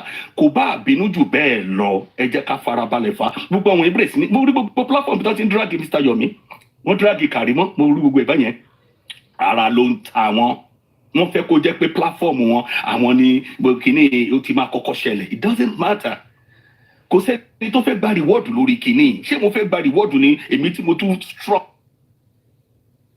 mo fẹ́ gba reward mo tún wá sórí social media you didn't come to social media Bra Lati kan àìmọye ìgbà tí Bra Lati máa ti strong tó ẹ pé ara wọn máa mókun wọ́n tún wá sí social media ọjọ́ tí wọ́n bá wá ìgboro gbogbo àwọn yẹn wọ́n máa sá káàkiri ni So therefore, sharing Mr. Yomi, Mr. Latini, F1 benefit. There is no need. This thing you will need the camera broadcast. But in Shanti, Lawa, BBC, ever broadcasting is a dedicated issue. Issue. What do my broadcast? Pariwo, ó ní gbòòrò máa dàrú, ó ti wò. Bàbá Lati lọ́wọ́. So gbogbo àwọn èèyàn tó wọ́n sọ pé kó máa ṣe accountability under my foot. They don't do things like that. Ṣé à ń ṣe competition ni? Ẹ jẹ́ ká gbé sọ. Now, let's look at it in this way. Ṣé ẹ mọ̀ pé gbogbo nǹkan tó ń kárí yẹn, even àwọn tó ń ṣe àwọn reporter tó ń ṣe káàkiri yẹn, ẹ mọ̀ pé wọ́n fẹ̀mí ara wọn ewu ni. Àná mi tó ń ṣe òtòkòtò, àwọn tó ń pààyàn ní òtòkòtò nílẹ̀ kíní bẹ̀ yẹn, ẹ mọ̀ pé wọ́n fẹ̀mí ara wọn ewu ni togutogun. Kíní la mọ̀ ọmọ, àwọn tíátà, àwọn ní tíátà la mọ̀ ẹ̀ mọ́, èwo ni kó tún lọ máa ṣe investigation nítorí Mohbad náà ni. Àwọn búrìọ̀ mi wípé ó ti ń sọ̀rọ̀ jù lóòótọ́ ni ṣé rí àwọn tó bá ń ṣe tíátà àti ẹni tó bá is a gift nǹkan tó ń ṣe nìyẹn kí ni ìṣòro pa ó tún wá lọ mú activism mọ nǹkan tó ń ṣe Mr. Yomi yẹn just leave him abakọ̀ máa kọ́ ọ̀bọ̀ ẹ̀ ní correction bro don't put àwọn nǹkan bá ẹ má sọ lórí kíní gẹ́gẹ́ bí olórí ẹbí ṣe sọ. So therefore ẹ jọ ń torí Ọlọ́run we need to fọwọ́sowọ́pọ̀ we need to join hands. Ọmọbìnrin Lati kí wọ́n lè ṣiṣẹ́.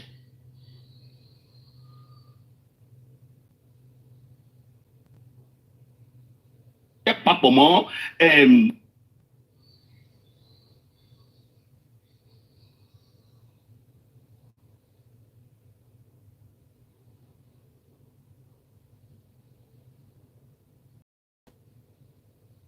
that is how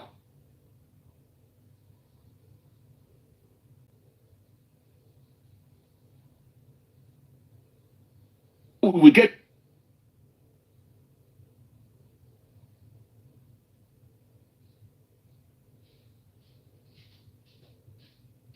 to go.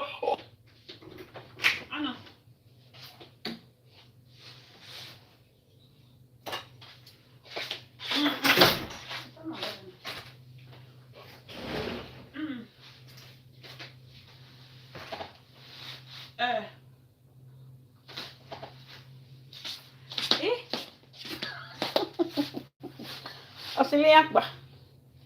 Mo ti mọ nǹkan tó ń ṣẹlẹ̀ gan-an ibi tẹ́ ẹ̀ sọ de ti máa fẹ́ block ẹ̀ mo mọ bí ṣe lè block ẹ̀ tí máa fẹ́ threaty mo mọ bí ṣe lè threaty láàrin yẹn because ẹ ti jẹ́ kó yé mi ibi tí nǹkan wà ilé kìíní ilé kejì ilé kẹta gbogbo ẹ̀ ti yé èèyàn. Àwọn ìbàdàn ń bá deal yìí wọ́n máa smart wọ́n á lọ block wa ń bẹ̀ ni. Kí àwọn ìbá lọ lọ́wọ́ mọ́ ẹ lọ́rùn tó bá lọ lọ́rùn kọ́. Ẹ wò ń gbà tá a ṣe kíní ní embassy ní Nàìjíríà. Nàìjíríà tó jẹ́ pé lawless country ni àwọn lọ́ọ̀yà àwọn judges tó sue bàbá tó declare bàbá Tinubu wanted wọ́n kàn déédéé bá wọn nulẹ̀ tó kú ni wọn mọ̀ kú tó pa wọn. Ó yà mí lẹ́nu odidi Bọ́lá Ìgè kú wọn rí délé lẹ́yìn wọn ò mọ bó ṣe jẹ́. ṣé irú ẹni ẹlẹ́ni yẹn náà ẹni ẹlẹ́ni ò ní protect ẹni tí ṣọ́ọ̀ṣì ti wá látọ̀dọ̀ ẹ̀ ni. lóòótọ́ ni gbogbo ilé ìtẹ́rí tí Bọ́lá Lati ṣe yẹn. lọ́ọ̀yà méjì náà ní kú papọ̀ ní the same day ni wọn àwọn méjèèjì kú wọn ọmọ kú tó pa wọn. Ó yà mí lẹ́nu. wọ́n lọ́ wọn lọ́rùn kú ni o wọn ò tiẹ̀ Nàìjíríà dẹ̀ kí wọ́n kú tó pààyàn. Ọkọ̀ olóyún ó kú gbé kò sẹ́ tàtà mọ́ mú.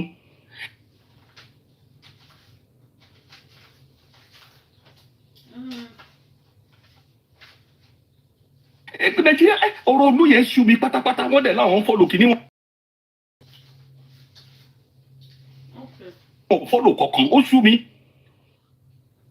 That's why tí má ti wọlé sí ìlú yẹn mo máa ń ṣe jẹ́jẹ́ ni mo máa ń ṣe torí mo máa ń wò wọ́n báyìí wọ́n ní tèmi ti pọ̀ jù wọ́n ní because gbogbo èrò mi wọ́n ní àwọn ọmọ wọn tẹ̀ ti challenge wọ́n ní gbogbo nǹkan mi bíi ọ̀rọ̀ nǹkan western world ni wọ́n ní kẹ́kọ̀ọ́ ní kọ́ má ta sí mi. So what am I saying? Ṣé rí máa yẹn ní kí lọ́wọ́ Bọ́lá Lati ó tọ́ mo sọ fún ilé ni ó ní ìgboro máa dàrú kí ló fẹ́ dàrú. ẹ jẹ́ ká lóde so kò sí problem ẹ máa rè ká lóde ìyẹn náà la ṣe gbọ́dọ̀ support ẹ. We need to support him and we need to fẹ́ nǹkankan níta àti pé plaza he Plaza B, Road 1, àfẹ́gbọ́, kọ́ máa sọ kọ̀ọ̀kan jáde wọn. Kọ́ lọ ṣe kí dán lọ deal, kọ́ ṣe dán deal. Tọ́ máa lọ pa ẹni ẹlẹ́ni woman yẹn, bọ́lá iṣẹ́ mọ̀ pé òun gangan ẹ̀mí ẹ̀gan ó léwu ni. We don't want any information now. Mo tẹ̀ fẹ́ sọ lánàá tẹ́lẹ̀ tẹ́ pé sorry ṣe CCTV mọ́ kí gbogbo káríwó ẹ̀ dẹ́ẹ̀dá so ẹ̀ máa ṣe lábẹ́lẹ̀. Ẹ̀ máa ṣe lábẹ́lẹ̀. Thank you very much. Mr. Pastor.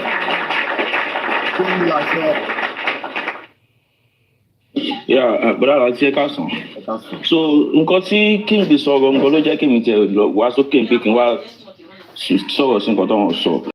Basically nǹkan tó ń fẹ́ kí everybody understand ni wípé anybody tó wá against Bọ́dá Yomi ọ̀tá Mohbad lẹ́nu náà jẹ́ because a lè sọ pé èèyàn ti dàgbà tó bẹ́ẹ̀ yẹn kí wọ́n wá jáde síta kó máa sọ nǹkan tí ojú wọn ò rí àbí nǹkan tí wọn ò mọ̀. And the other day níbí báyìí ní ìjẹrin kọ́ ní àbíjàrùn tí everybody wà lókè níbí báyìí tí Karimo náà wà lókè Karimo máa dispute pé Bọ́dà Yomi ń parọ́ àbí tí wọ́n bí ààrẹ Karimo sọ pé kọ́ mú CCTV jáde pé bá lọ́ọ́ fẹ́ get CCTV pé wọ́n ní the court order tí wọ́n fi pé Mr. Muyiwa sí òkè pé kọ́ wá sọ̀rọ̀ Karimo sọ pé bí Bọ́dà Yomi ń parọ́ àbẹ́ ní tì so mi ò wá mọ reason why tí anybody come and máa jáde tó máa kọ́ lọ́wọ́ wa against Bọ́dà Yomi so nǹkan tẹ́mi ti understand rárá nìyẹn. Ta ló ní ká ọ̀rọ̀ wọ̀ yẹ yín ta ló dé Karimo ń parọ́. No nǹkan tẹ́mi ti àjẹ sọ pé Karimo sọ pé Bọ́dà Yomi ń parọ́ pa CCTV because ó yẹ kó wọn ti dispute ẹ̀ náà. Níjà àwọn everybody wà lókè. All right.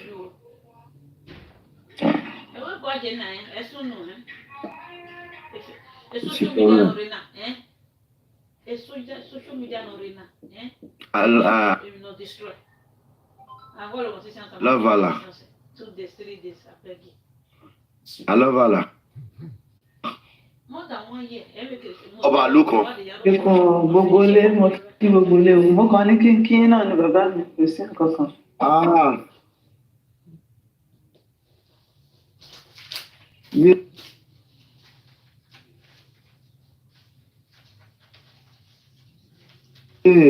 Mohbad ò dẹ̀ ṣàánú mi.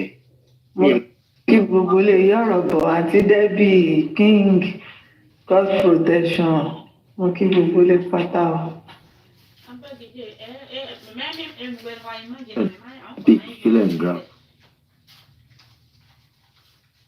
Àti Zainab ni pick and grab. Bọ́dá Yomi, this message is for you. I'm expecting you to get back to me. Gẹ́gẹ́ bí Mr. Muyiwa ṣe sọ. It is assumed or presumed that any child that is battered within 280 days is assumed or presumed to be a product of that wedding. That is based on fact. Based on fact. Just hold on, keep quiet and let me talk. On fact, not keep quiet. When you keep using the word presume, it means there's a room for me to challenge.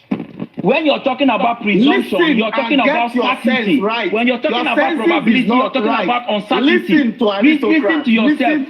Listen to it. Use the word presume.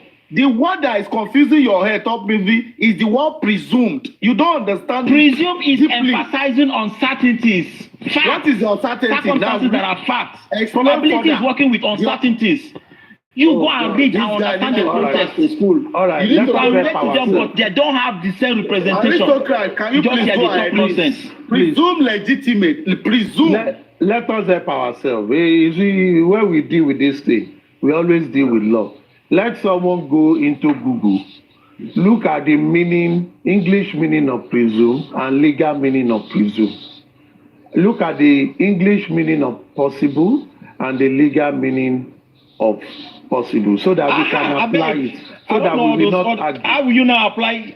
Do you know what probability is? You might be wrong or you might be right. You are not certain. So what are you saying? Let us.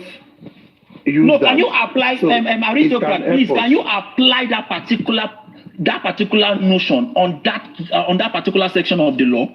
No, that you can't. A child that is born into a valid marriage might not be the father or might be the father, because that is what probability is. You are not Aristocrat, certain. I am there. Aristocrat, not. Oh yeah, please read so that we resolve this. That is English meaning, that is legal meaning. No? So There is let's English resolve meaning and there is legal meaning. Exactly.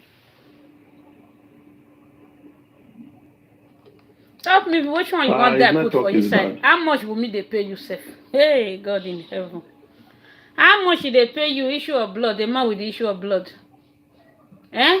You say na women menstruation na full All bed. right. Na Baba Mohbad say. With the delay in that, I think this is what it just means. What that section of the Evidence Act, when it comes to legality of a child, means is simply this. Under normal circumstance, that child is a product of the marriage. Under normal circumstance, within 280 days. Exactly. The abnormal They say probability. Normal circumstance. Normal circumstance. Rotimi, just listen. Explain to me what do you mean by normal circumstance. Rotimi, just listen. Just listen. You don't know what status quo is. What do you mean by what they should explain to you? What normal circumstances? I beg, mute your mic and learn. See, that evidence, thank you, Adedoyin, that evidence of saying presume is like you prejudge that this child is a product. And that is based on the premises that there is no challenge from anybody. So you use that as on a normal ground. If two people are divorced, any child battered between 280 days after that divorce is prejudged to be a product of that wedding. However, and that is why it's prejudged, it's not finality. However, if there comes any form of challenge, it will be looked into. What it then means is this: if there is no form of challenge, it is a product of that wedding.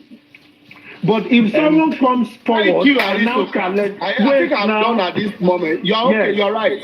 Right. So if someone now comes after now challenge, it can be looked into. But without any form of challenge, it is prejudged. It is preempt. It is assumed that is a product of that wedding. Aristocrats. Yes. Now this is it. I like your landing, okay? But let us emphasize the ending part of it. All right? All right. Now, it is presumed to be the legal child of that marriage. Of that father, of that mother, until it is refuted. True or false? True. That is true. They did not say until you challenge it. That is the this was the law gives room for us to challenge. No. It's not challenge. The law gives you room to challenge. Calm down. Let us talk. You don't know it. You keep quiet, and people will talk. Your English now women team now you wait. Aristocrats, you understand where I'm coming from, and we are the learning sake of everybody that is listening. Rotimi, okay, Rotimi, you are saying the same thing we are saying. Aristocrat, go ahead. We are all saying the same thing. Don't let us argue. Aristocrats, for Let's the fact. Forward. Oh yeah. Now, aristocrats. Now you know for the fact that somebody is challenging the child. Okay, if the court has not given judgment on that particular trial, the child is still certainly remains. Now that's what I'm saying. Remains. That is what I'm saying. Remains. So if they are challenging it, the status quo is established now. If you challenge it, you must establish it. No, that's what I'm saying. So if you are challenging it, at the end of the day, you did not establish anything. The status quo still remains. So it's not because of your challenging it that the legitimacy will be now invalid. No. Challenging does not mean it is invalid. You must go to it's just like suspect and a convicted person. Exactly. That is when God will bless you. You don't like talking from opinion. After the status quo is being challenged, yes, and now determined that the child by does a not belong to that marriage, by a competent court and a ruling is given. Is that child still legitimate or illegitimate now? Wait. Try to get it. Try to get something. Okay, let's say it has been challenged. Listen to me, my brother, my older brother. Yes. If let's say the status of that child is being challenged by a competent court and it has been determined by DNA, certified by the court. Yes. To be stated that the child does not belong to that marriage, is that child now a legitimate or illegitimate? He is no more legitimate since the court has proven that it is not. And he is saying the same thing. See, he's not saying the same thing. Wait. I asked him the question. He's jumping that question. Rotimi, try to get what he's saying. For the fact that you challenge a status quo does not mean the status quo is invalid until you prove beyond every reasonable doubt and it is adjudged and that is a legal ruling by a court that it is right. That is when it remains so. But for example, I come and say, Rotimi, you are not Rotimi. That doesn't mean you are not Rotimi. We must go to court and fight it out. Let the court rule. After it has been fought. Thank you, Jare, aristocrat. Now there is a judgment. He ran away from that question. Then it is not. He refused to answer what you just answered now. And that was the argument. So, this has never been an argument here. Top movie is just trying to manipulate everything. We have never said if the child is. Did you hear what he said?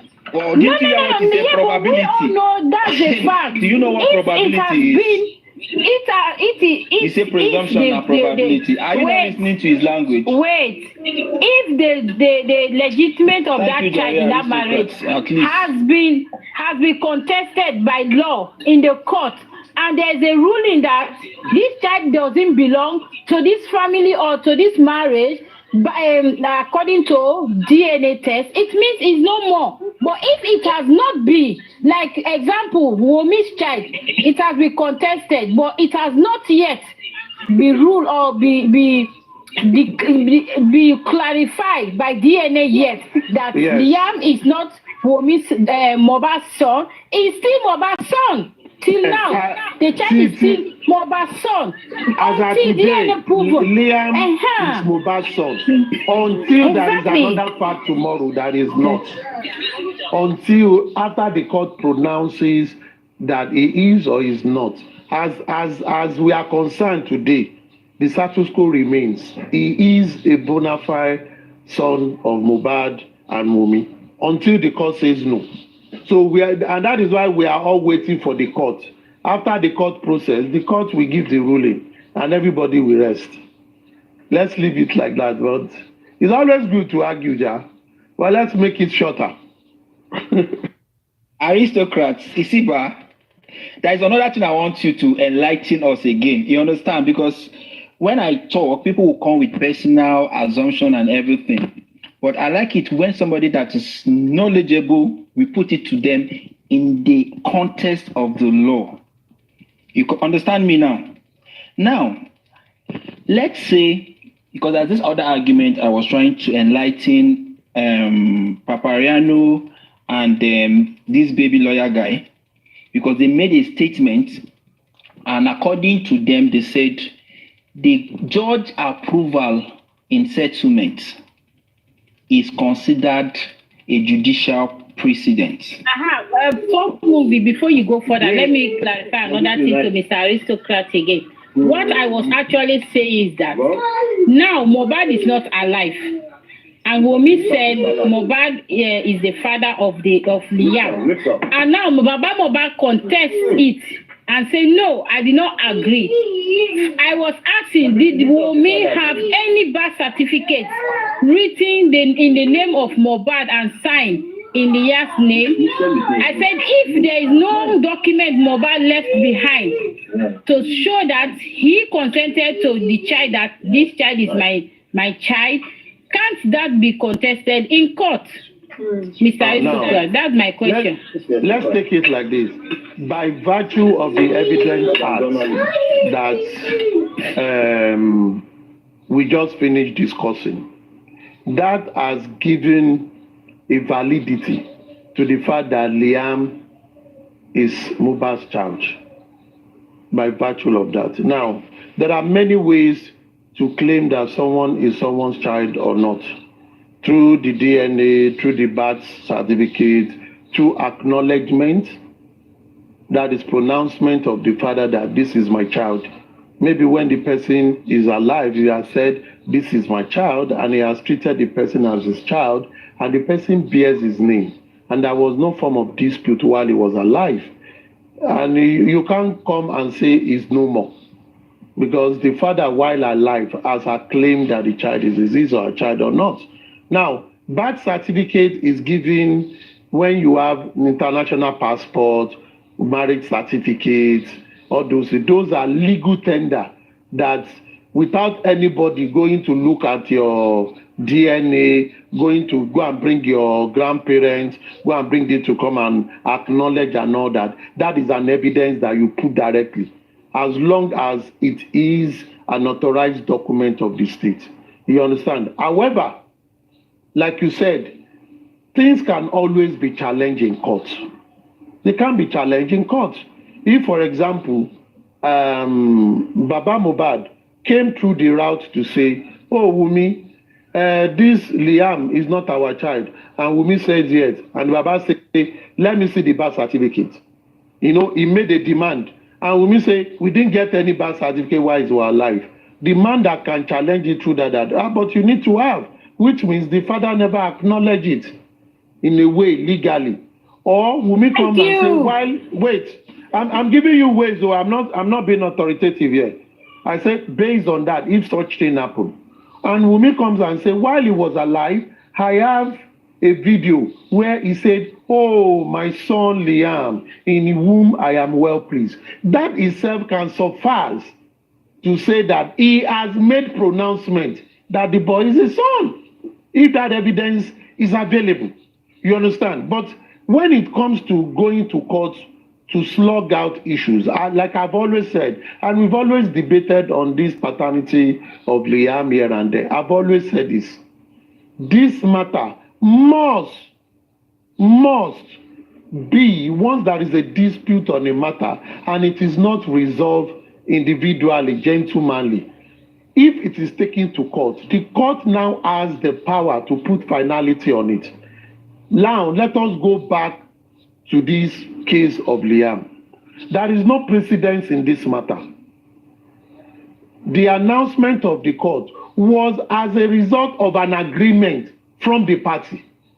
This matter has not gone to trial.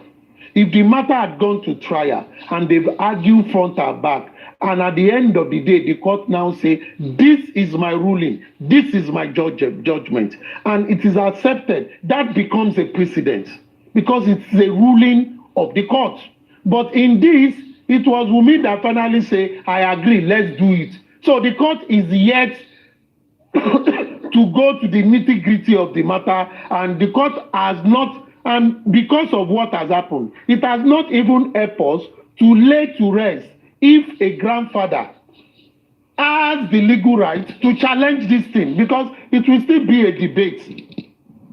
That isn't a precedent like you will say, oh, there is a judgment from a high court that says this, or there is a judgment that I referred to the other time that a child was born out of wedlock, and the family or the executor was saying, oh, it was born out of wedlock, but they were claiming that, oh, the mother was not married to him while he was alive. So the child does not have right to the man's inheritance. A Supreme Court pronounced that under Nigerian Constitution, nobody can be deprived because the child never begged to be battered.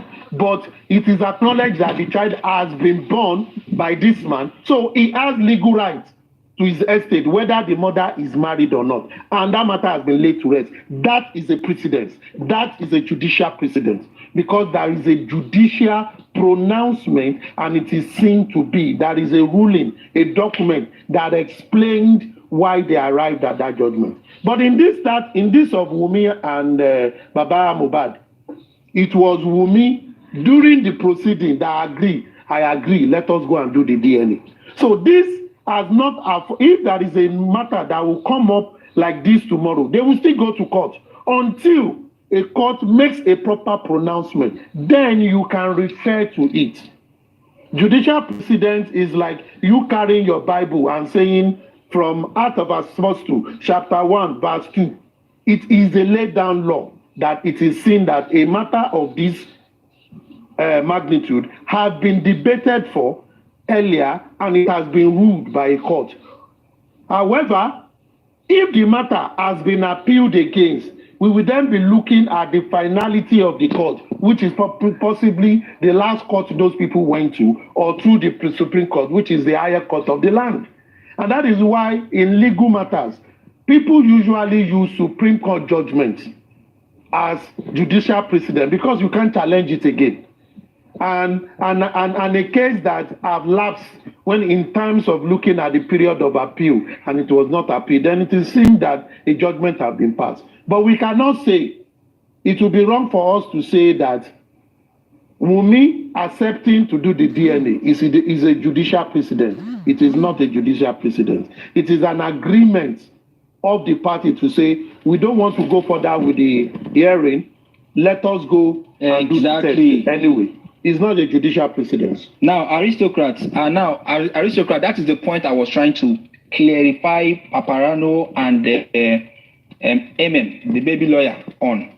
Because their assumption to it was that, the judgment is a legal precedent, that it constitutes legal precedent. And I'm telling them that no, it doesn't. It's only binding in that current case. And remember, that particular case did not undergo trial. So how will it stand? How will it stand a legal precedent? It did not. It's like you went to court and before it gets to trial, the two of you agreed. So how is it going to be binding in other case? See, so when they it's like a case of myself and you go to police station with a fight. I will come tell police, we don't settle, we know they fight again. Then police not get wahala again, they carry your wahala, they go. It is not that police have sat on the matter and have resolved. Police did not resolve. You resolve it on your own. Oh so yeah, baby lawyer. It will be like that. Tomorrow, baby lawyer MM, come and hear it too. A matter like this can go to court and it will be seen as fresh because it is only the ruling of this one, of them doing the test, it is limited to this case alone. That is how they want to resolve it. But to use it as a reference for other cases, it must pass through the proceedings of the regular court where you have trial, you have everything, and you now read a ruling. And that exactly. The court must have to pass judgment based on the trial. You get me? So in that particular essence, people calling the judgment a precedent, legal precedent, that is totally wrong because it is not binding in a future case in any judicial process, but that particular case. Yeah, so it's only restricted to this very case for now. Exactly. And now the thing where they pay me for this matter, they did say, assuming this matter went to trial, it will lay to rest the right of a grandfather to demand for such thing. It will lay to rest because that will be a judicial precedent. People will be able to understand the interpretation of the law and how they concluded that particular case scenario. If he had that ground to actually get the order to be, to be determined by court process and all those things.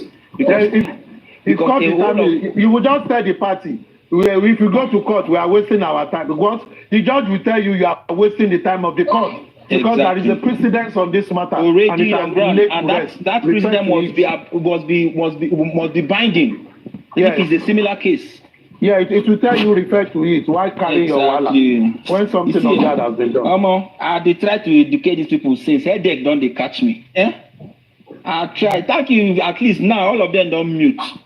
But if I'm talking now, they'll be like, because of his Wunmi, because of the Wunmi. Listen and learn. Nobody should be ignorant of these laws. Stop moving. How are you? I'm all right. Wait, please. Let me quickly come on. What are you saying? You are very wrong. You are very 100% wrong. What are you saying? Aristocrats. Wait. No. Let me ask you my question. Does one about have the right to request for DNA? I have already told you, anybody has the right to request for a DNA. No, that is not my question. That is not my I didn't ask, does anybody have the right? Does Mohbad father have the right to request for DNA? He has the right, but to grant him, no, he doesn't have that. That is not my question. That is not, don't explain to me. No, that is not, don't explain. Does Mohbad have the right to request for DNA? He has the right to ask. He has the right to ask. He has the right to ask, but he doesn't have the legal ground for that DNA to be granted. Now, does Mohbad? No, just wait. Don't play games here. The Aristoka did not help you at all. You are in the same problem. No. Listen. You are wrong. You are very 100% wrong. Okay. Shoot your shots. Does Mohbad has a legal ground to ask for DNA of baby Liam? It's like you're not understanding the English you're using. Go ahead, Papa. No. Does Mohbad have the legal ground to ask for DNA of baby Liam? Exactly. He has the ground. He has the legal right to ask. Yes, he has a legal right to ask for the DNA of baby Liam, right? As well as even me, too. I have the legal right not my question. You see, okay, just go on with Aristocrat. I think you like people who just listen to whatever you say. I don't want people to misunderstand me. You are 1,000% wrong. You are 1,000% wrong. Go ahead. Go ahead. Now, does Mohbad have the right, the legal right to ask for the DNA of baby Liam? Yes, he has.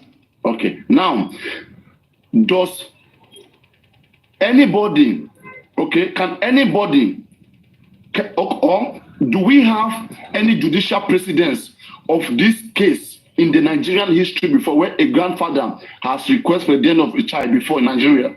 That's my question. Come again. Do we have any judicial precedent in the Federal Republic of Nigeria where a grandfather has requested for the DNA of a grandchild and it has not been granted? Do we have? If there is any judicial precedent in this Nigeria that a grandfather has requested for a DNA and it was not granted. Yes, do we have? I don't know any of, and I also do not know anyone that has been granted. No, don't worry. No, don't worry. Do we have any such situation where a grandfather has requested for a DNA in Nigeria? I just responded. No, don't worry. No, don't explain. If you know, you just answer yes, simple. Don't explain. I don't want explanation. Do we have any case in the Federal Republic of Nigeria where the grandfather, has ever requested for the DNA of the grandchild and it has not been granted? I don't know of any case like that. Okay, if we don't have any case like that, then where does your argument of saying that this man cannot be granted by the court, where does that argument come from? Based on what? On your legal knowledge on what or what? Oh yeah. Papariano, I already stated here, and I mentioned that there are 5 grounds that I know. Oh my God! Is it judicial precedence? What are you saying now? You are very wrong. You cannot base on your ground. It's up to the court and judicial precedence. I am not saying based on my ground. What is this guy saying? You understand? I am talking based on the ground of the judicial process that I know. You are very wrong. Nobody can say Baba cannot be granted. You are wrong. You are wrong. You are so wrong. Nobody can say this man cannot be granted because it has never been done in Nigeria before. Why you acting as it's been done in this country before? You are very wrong. Wait now. Don't ever say that again in your life. Now. What are you saying? You are speaking as if we are not nuts here. You think we are dogs here? And aristocrat has been able to enlighten people. That is how you find a way to deceive people. Baba Mohbad has no legal ground to get DNA. You cannot say so. You can't given by any court based on the ground that we know. Get out. Stop moving. Everyone, no, just wait. Aristocrat, don't play to this guy's game. Whenever you speak with him, be as corny as anything. He's so stupid. Don't let him come make people stupid here. And some of you, I don't know when you guys speak to him, you always like to agree with him. I don't know why. Top Movie should never be agreed with. Don't agree with Top Movie unless he agree with you. He's very wrong. When he's speaking to you right now, you guys are agreeing on something neutral. that it would have been better or beneficial if a judicial precedence was established on this case. That is, if a court judgment was established on this case. All of us believe that so. was what I Then said. where That does was his what I said. argument? He is already arguing as if he has a judicial precedence that is making him act. But the question he asked me cannot be was granted. different. The question he asked me was that, but how agreeing to do the DNA, is he a judicial precedent? And I said no. That was an agreement. But it will be good if there is a ruling on this that will put everything to rest. We have said this thing before. We said, Aristotle, let me just make this, maybe because you're just coming. We have consent judgment, okay, and then we have court judgment. This is not new. We talked about it, that what was done in this recently is consent judgment. This is a situation whereby the courts, okay, preside on the judge, on the court uses the settlement that was made. Just please wait. Where the court uses the judgment that was made, that was settled or that was reached between two parties outside the court, outside the legal procedure. That is two party went outside the court and they have the agreement, and then the court ruled it. So they are binded. Exactly, they are by binded. that resolution. Please wait. Aristotle, please wait. A consent judgment is a judgment which the court adopts on behalf of two parties, which two parties has reached outside the court. Okay, that's a consent judgment. Why a court judgment is when two parties go into trial, they fight head to head. Okay, and then the judge decides. The judge decides upon the case. So a particular any court trial in which the courts has to decide the winner of the case, that particular case is a judicial precedence. Okay, simple.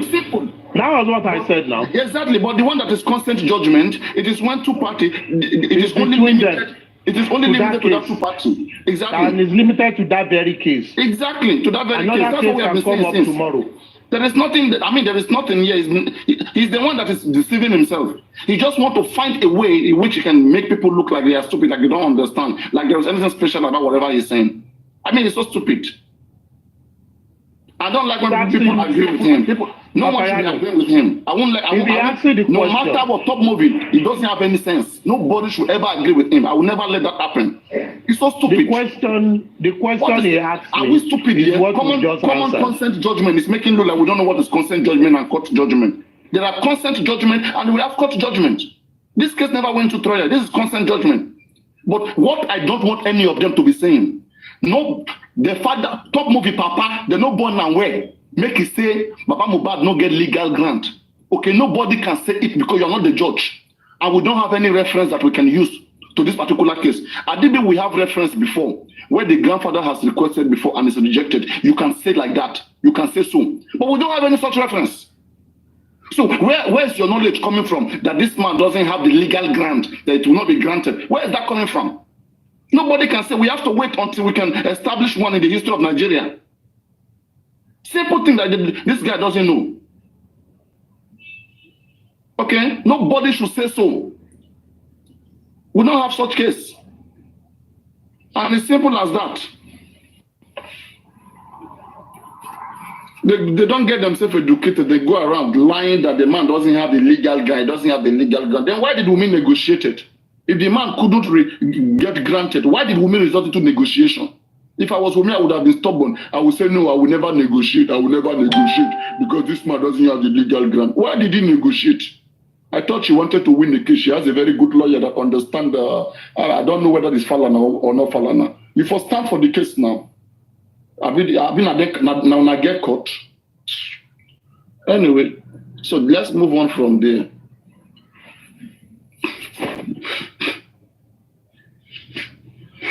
Okay, all right. So can I make my submission now? Yeah. Mr. Papariano. Mm-hmm. All right. Good day, everyone. Actually came up for Top Movie. Top Movie, I don't think you know what you're saying. I don't really think you understand the implications of the things that you come up to say without concrete evidence. And some of the things that you say is actually disturbing to listen to you. So just to buttress what Mr. Papariano had just said, does Mr. Lubaba have the right to ask for a DNA? 100% yes, he does. So the question is, when Mohbad was alive, No, that's too close. He has the right to ask, yes, but can it be granted? Nobody knows. That's the right answer. Nobody knows. Exactly. There is nothing like legal grant or no legal grant. Nobody knows. There is no judicial precedence and there is no direct law. So don't play people around. Exactly. Very, very true. So now let's move past that. And he said something that made me actually, come up to your platform this morning. And he said something, I'm not sure, I cannot really put words to words from what he says, so I don't want to, misquote him, but I'm just going to paraphrase it. So now you said that if Mohbad was alive and Mohbad, agreed to, to the child, even if the child was not his, then that is a legal ground. So the point is that when Mohbad was alive, do you have a concrete evidence that Mohbad consented to that child? Do you have a concrete evidence from that? So if you have a concrete evidence that Mohbad actually accepted that child when he was alive, that's a different case entirely. But if you don't have a proof that Mohbad when he was alive actually accepted that child, I don't know how you can debate that. I don't really know how you can debate that. And that is why they are asking this young lady to go have a DNA. And having a DNA is not a crime. Doing a DNA is not a suicide. It's not on a suicide mission. The father of this child, the grandfather, can contest the paternity of a child. So just like Papariano said, it now depends on the court to either grant that or not to grant it. They have the right. And you coming on platforms and deceiving people is very, very irrational. And it's very debilitating, if I can use that word. Nobody is questioning the paternity of the child because actually, just like Mr. Aristocrat said, as long as the court hasn't given a verdict yet, we cannot actually say that the child is not Mohbad's. We can't say that because we don't have a proof. And the proof is DNA, and we don't have that at hand. And if we go around to say that the child is not Mohbad's, it's not, and I think we are doing ourselves injustice because it hasn't been proven yet. Until the court have a stamp on it, then we can go ahead to say that. So Top Movie, you need to be mindful of the kind of things that you come to platforms to say because you are deceiving people. Thank you.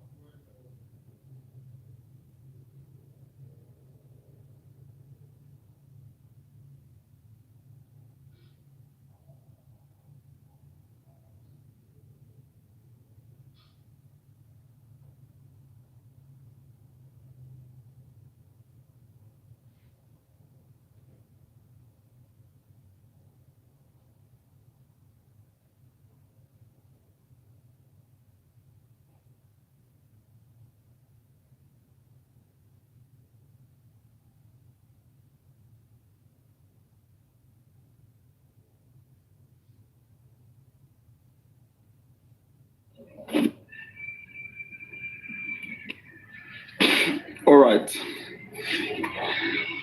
So, can anybody hear me? Is it network problem? Hello, guys. Hello. I can hear you, Paparano. Yes. So, that is it. I don't know like why this guy does this thing is just trying to prove something that is just like not feasible, you know. I said, no, don't worry, you don't need him. Just forget about the movie. I mean, sometimes he don't just have anything to talk about. Okay? If he has something good, a good argument, or there's a good update, something we want to discuss, I mean, we can have that conversation with him, but not on business grounds, like you just hanging around, just trying to by every means to see that everybody is rubbish. There's nothing new that he knows, or there's nothing that he knows about legal, procedures that anyone doesn't know yet, or that anybody doesn't know yet. We all know this thing, okay? There's nothing about the legal procedure, so nobody should threaten anybody about the legal procedure. It's very simple. Everybody knows that there is no judicial precedence on a grandfather asking for DNA in Nigeria. There is no case like this Mohbad case before, okay? So people should be educated. Let nobody say that the man they cannot be. Before, the argument was this, that the man cannot ask, that he doesn't have the right to ask. If you remember, all through last year, through this year, until we debunk that. Sometimes, what pains me, the reason why we get mad at our legal team is that we'll do this so much great work to defend this case, because I believe that the country, okay, that is the court, or maybe the legislatures and the government also look at the position of the people, okay? When the people are strongly, like calling for something, which they think is the right thing, right? Government most times look into such situations and then tends to adopt it, as a way of life in that particular state or place. Everybody believes that there should be no hindrance, there should be nothing, okay? If nothing is hidden, no law should be against a grandfather requesting for a DNA test for his grandchild, all right? So, and the people see that this is the right path, but very few minorities, because of their act of criminality, they want to cover their shame, their criminal act.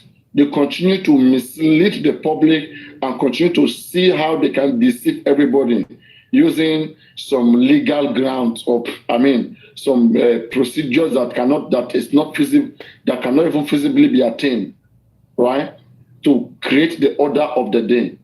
So it is impossible, or it is inappropriate for anybody to be going around saying that the father doesn't have any right, or it will not even be granted. However they want to put it, before they say it doesn't have any right, later they say it doesn't have the legal ground. What legal ground are you talking about?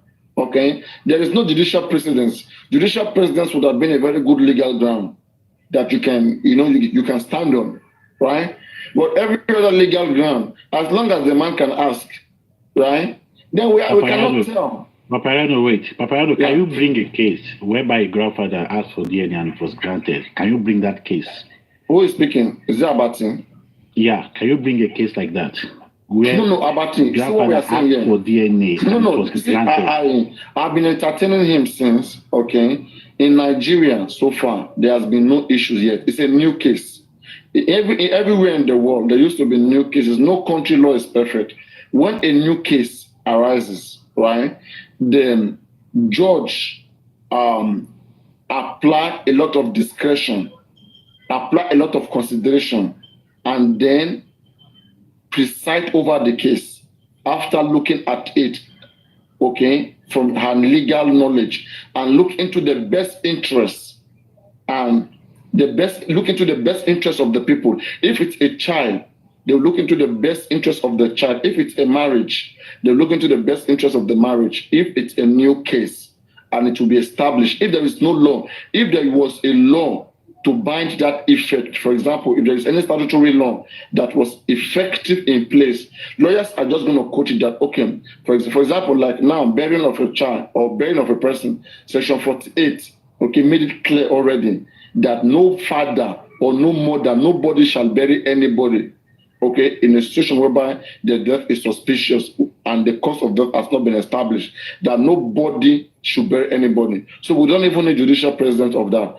We already have a law, a legislation that condemn anybody burying a dead body whose cause of death hasn't been established, right? Now, when it comes to this DNA, on the DNA case specific, we don't have any such law that address a grandfather in the Nigerian history.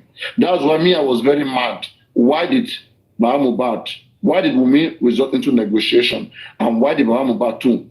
Why did they accept negotiating with Wumi? I expected Wumi to fight too hard to say that never, we can never negotiate to do this.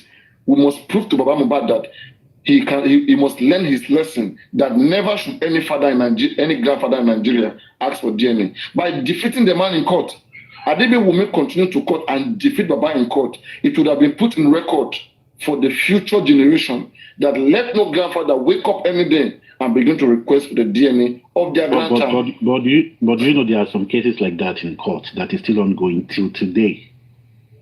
That is what I'm saying. If you do your research, there are some cases like that up to today. It's still in court. There is no current pending DNA case in court to detect. As far as I'm concerned. Don't worry. Next time, next time when I come here, I will bring the case to you. Yeah, if it's DNA case, there is don't worry. Next time when I come here, I will bring that out. You can never find it anywhere in the world, anywhere in Nigeria. Fine. But there is one. I'm just telling you, there is one. You can never find it. The grandfather is asking for DNA, and it is still in court up to now. And you can know their time. No DNA, no barrier. So you can never find it. Not even up to 2 years. You cannot find any case. You cannot find any DNA case that is pending more than 2 years in Nigeria. You can't even find it. Talk less of even 5 years. You can't even find 2 years. It was the father of Davido that compelled Davido to do DNA. Don't say he was the one that asked for it. Is Davido dead? The father of Davido. But don't worry, whenever next time when I come here, I don't have issues now. I mean, we talk with evidence. The last time that we talk about this, I think there was one guy called TikTok, lawyer of TikTok or TikTok lawyer, and then we spoke, and we all both agree that it's a new case, that nobody can say whether or not it can be granted. It can be granted. Nobody can say so. It is not a new case. To me, it is not a new case. I know what I'm saying. Is there a judgment on the case you are talking about? There's no judgment up to now. So it's new now. So it's still a case it's new now. It's not established yet. If there was no judgment, you can't use it as precedent. It's not established. Sorry. I don't know that is where there are plenty matter in court until they decide on it fully. So this one has not been decided on yet. Why? Exactly. So we don't want anybody to be saying that it cannot be granted, it cannot ask. Come on now, based on who are you? Based on what? You know? But anyways, but I understand the negotiating part. Like, okay, no DNA, no barrier doesn't make sense anymore. Let this kid get over and everybody move to their house. So the girl is like, okay, let me do the DNA, let my husband be buried so that I can continue with my life. I think that is more reasonable. Rather holding harder for no reasonable reasons. You see, let's say something, right? Though I know it's a different negotiation, all right? We are just the ones saying that no barrier. That is not the reason why they negotiated, all right? It is not a gentleman negotiation. We may file a preliminary objection. A preliminary objection is a motion that is filed by one of the parties involved in the proceeding, okay, to the court against the other party, requesting the court to throw out the application of the other party, that the court should check what ground, what qualification, what legal local standing does that person have to make such demand, okay? Wumi wrote such. It was when the court looked into Wumi's preliminary objection and the court denied it, that, the man has the right to bring this case before the court. And then Wumi resort into negotiation. Because she knew she's going to lose the case. And that's why I was angry about Batima, and I believe that they have negotiated. She's going to lose the case. No, you don't understand. Let's say, for example, let's say, Can you come again? Like, you say. Yeah, let's say me and you were arguing, okay, and you told me that I cannot ask for the DNA of your child, all right, and then I said I am the grandfather, I will ask, all right, and then I went to the court to ask for the DNA, all right, and then the court summoned you. That is writ of summon, okay, which made you to present yourself. That is to, to answer to whatever Papayano bring against you and your baby. When you came, all right, you and your lawyer, you filed a preliminary objection. That is a procedure which is used to challenge what right Papayano have to even come and make this request before the court, all right? So when you filed that injunction, the court threw that away. It was after the court threw that away, then women resorted into negotiation with Bawumbat, with their team. You see? And that was where I was mad. That the moment that the court had threw away women's preliminary objection, nobody should negotiate with her. They should take that case to the High Court and let the court decide on it so that the public can win. Right now, we are losing as a public. The family is gaining. What would have been better for us is that if Bawumbat was denied, let me say we defeated Bawumbat in court, it would have been on record. So we public, that would have been a gain for us. We would have known our position next time. We will not jump into what doesn't concern us. If the case now goes for like 10 years, does it make sense to you? At least let us go for 1 year. Let us see. After one, they can negotiate. They can always negotiate out of court. Always. Sure, you understand? They can always. So what if both parties did not agree up to more than 1 year in court? You can't just decide and say if they try back and forth and the case is delayed, okay, then they can say because of the delay, then now they want to go and negotiate behind the scene. But what is stopping them? Let them try first. Let's see. Maybe in the first year, maybe the next year in the court will pass judgment. Let them fight. I want to see so that their reasons by now would have gone and be reading their different reasons for educational purpose, for the public, for proserity's sake. Let something be established. Anyways, if not drag you, Kukuma no court case. If you go 10 years, 20 years, 50 years, nothing they go. So nobody wants to. It's not about dragging. You see, where the public will lose is this. Tomorrow you have a case like this. If this matter is determined, it becomes something that others in future will be using, for example, and say you don't need to go to court because a case was decided and the court said the grandfather has right or the father don't have right.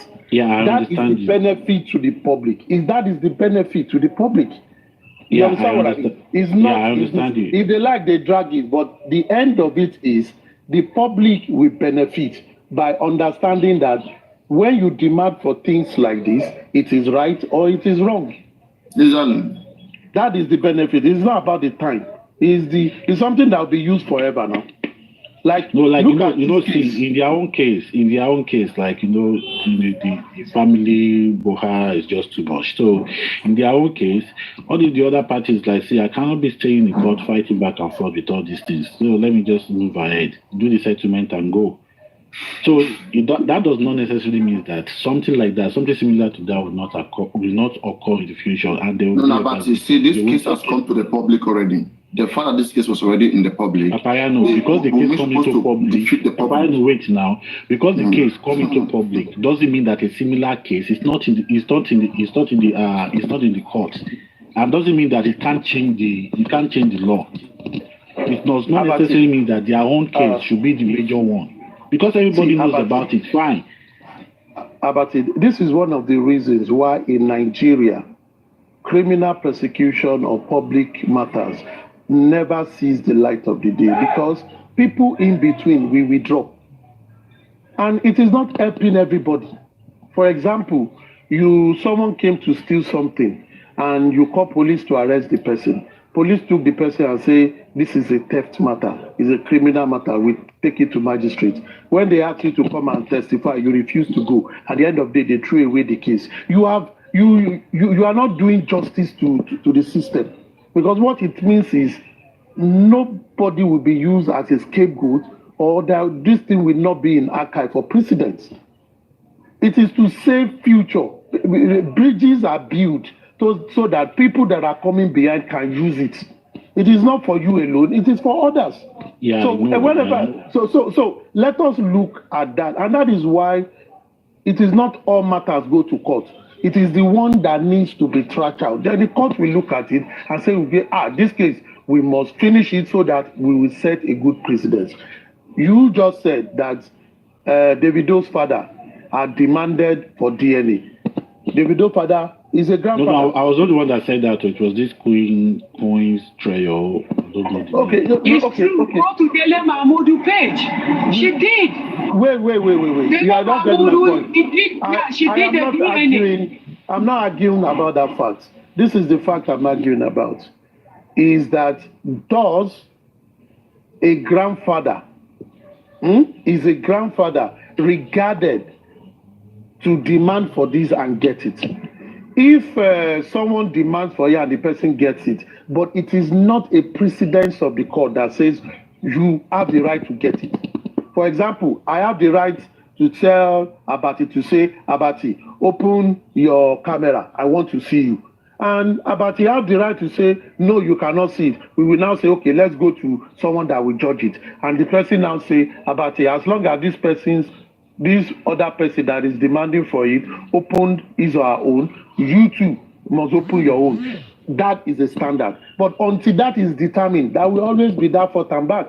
So it is good for the system to say, so that in future, grandfather will not go through that stress to say, I must go to court. Because there is a precedent, I say, I demand for it. So the person is demanding for it will not say, I want to challenge it. They will tell you, you are wasting your time. Because there has been a court ruling that has substantiated the right of the grandfather to demand for it. So you, instead of going to court to waste the time of court, you go straight to that precedent and quote it, and it will be done. So there won't be any form of argument. But as long as it is not done, it remains a matter that must be determined.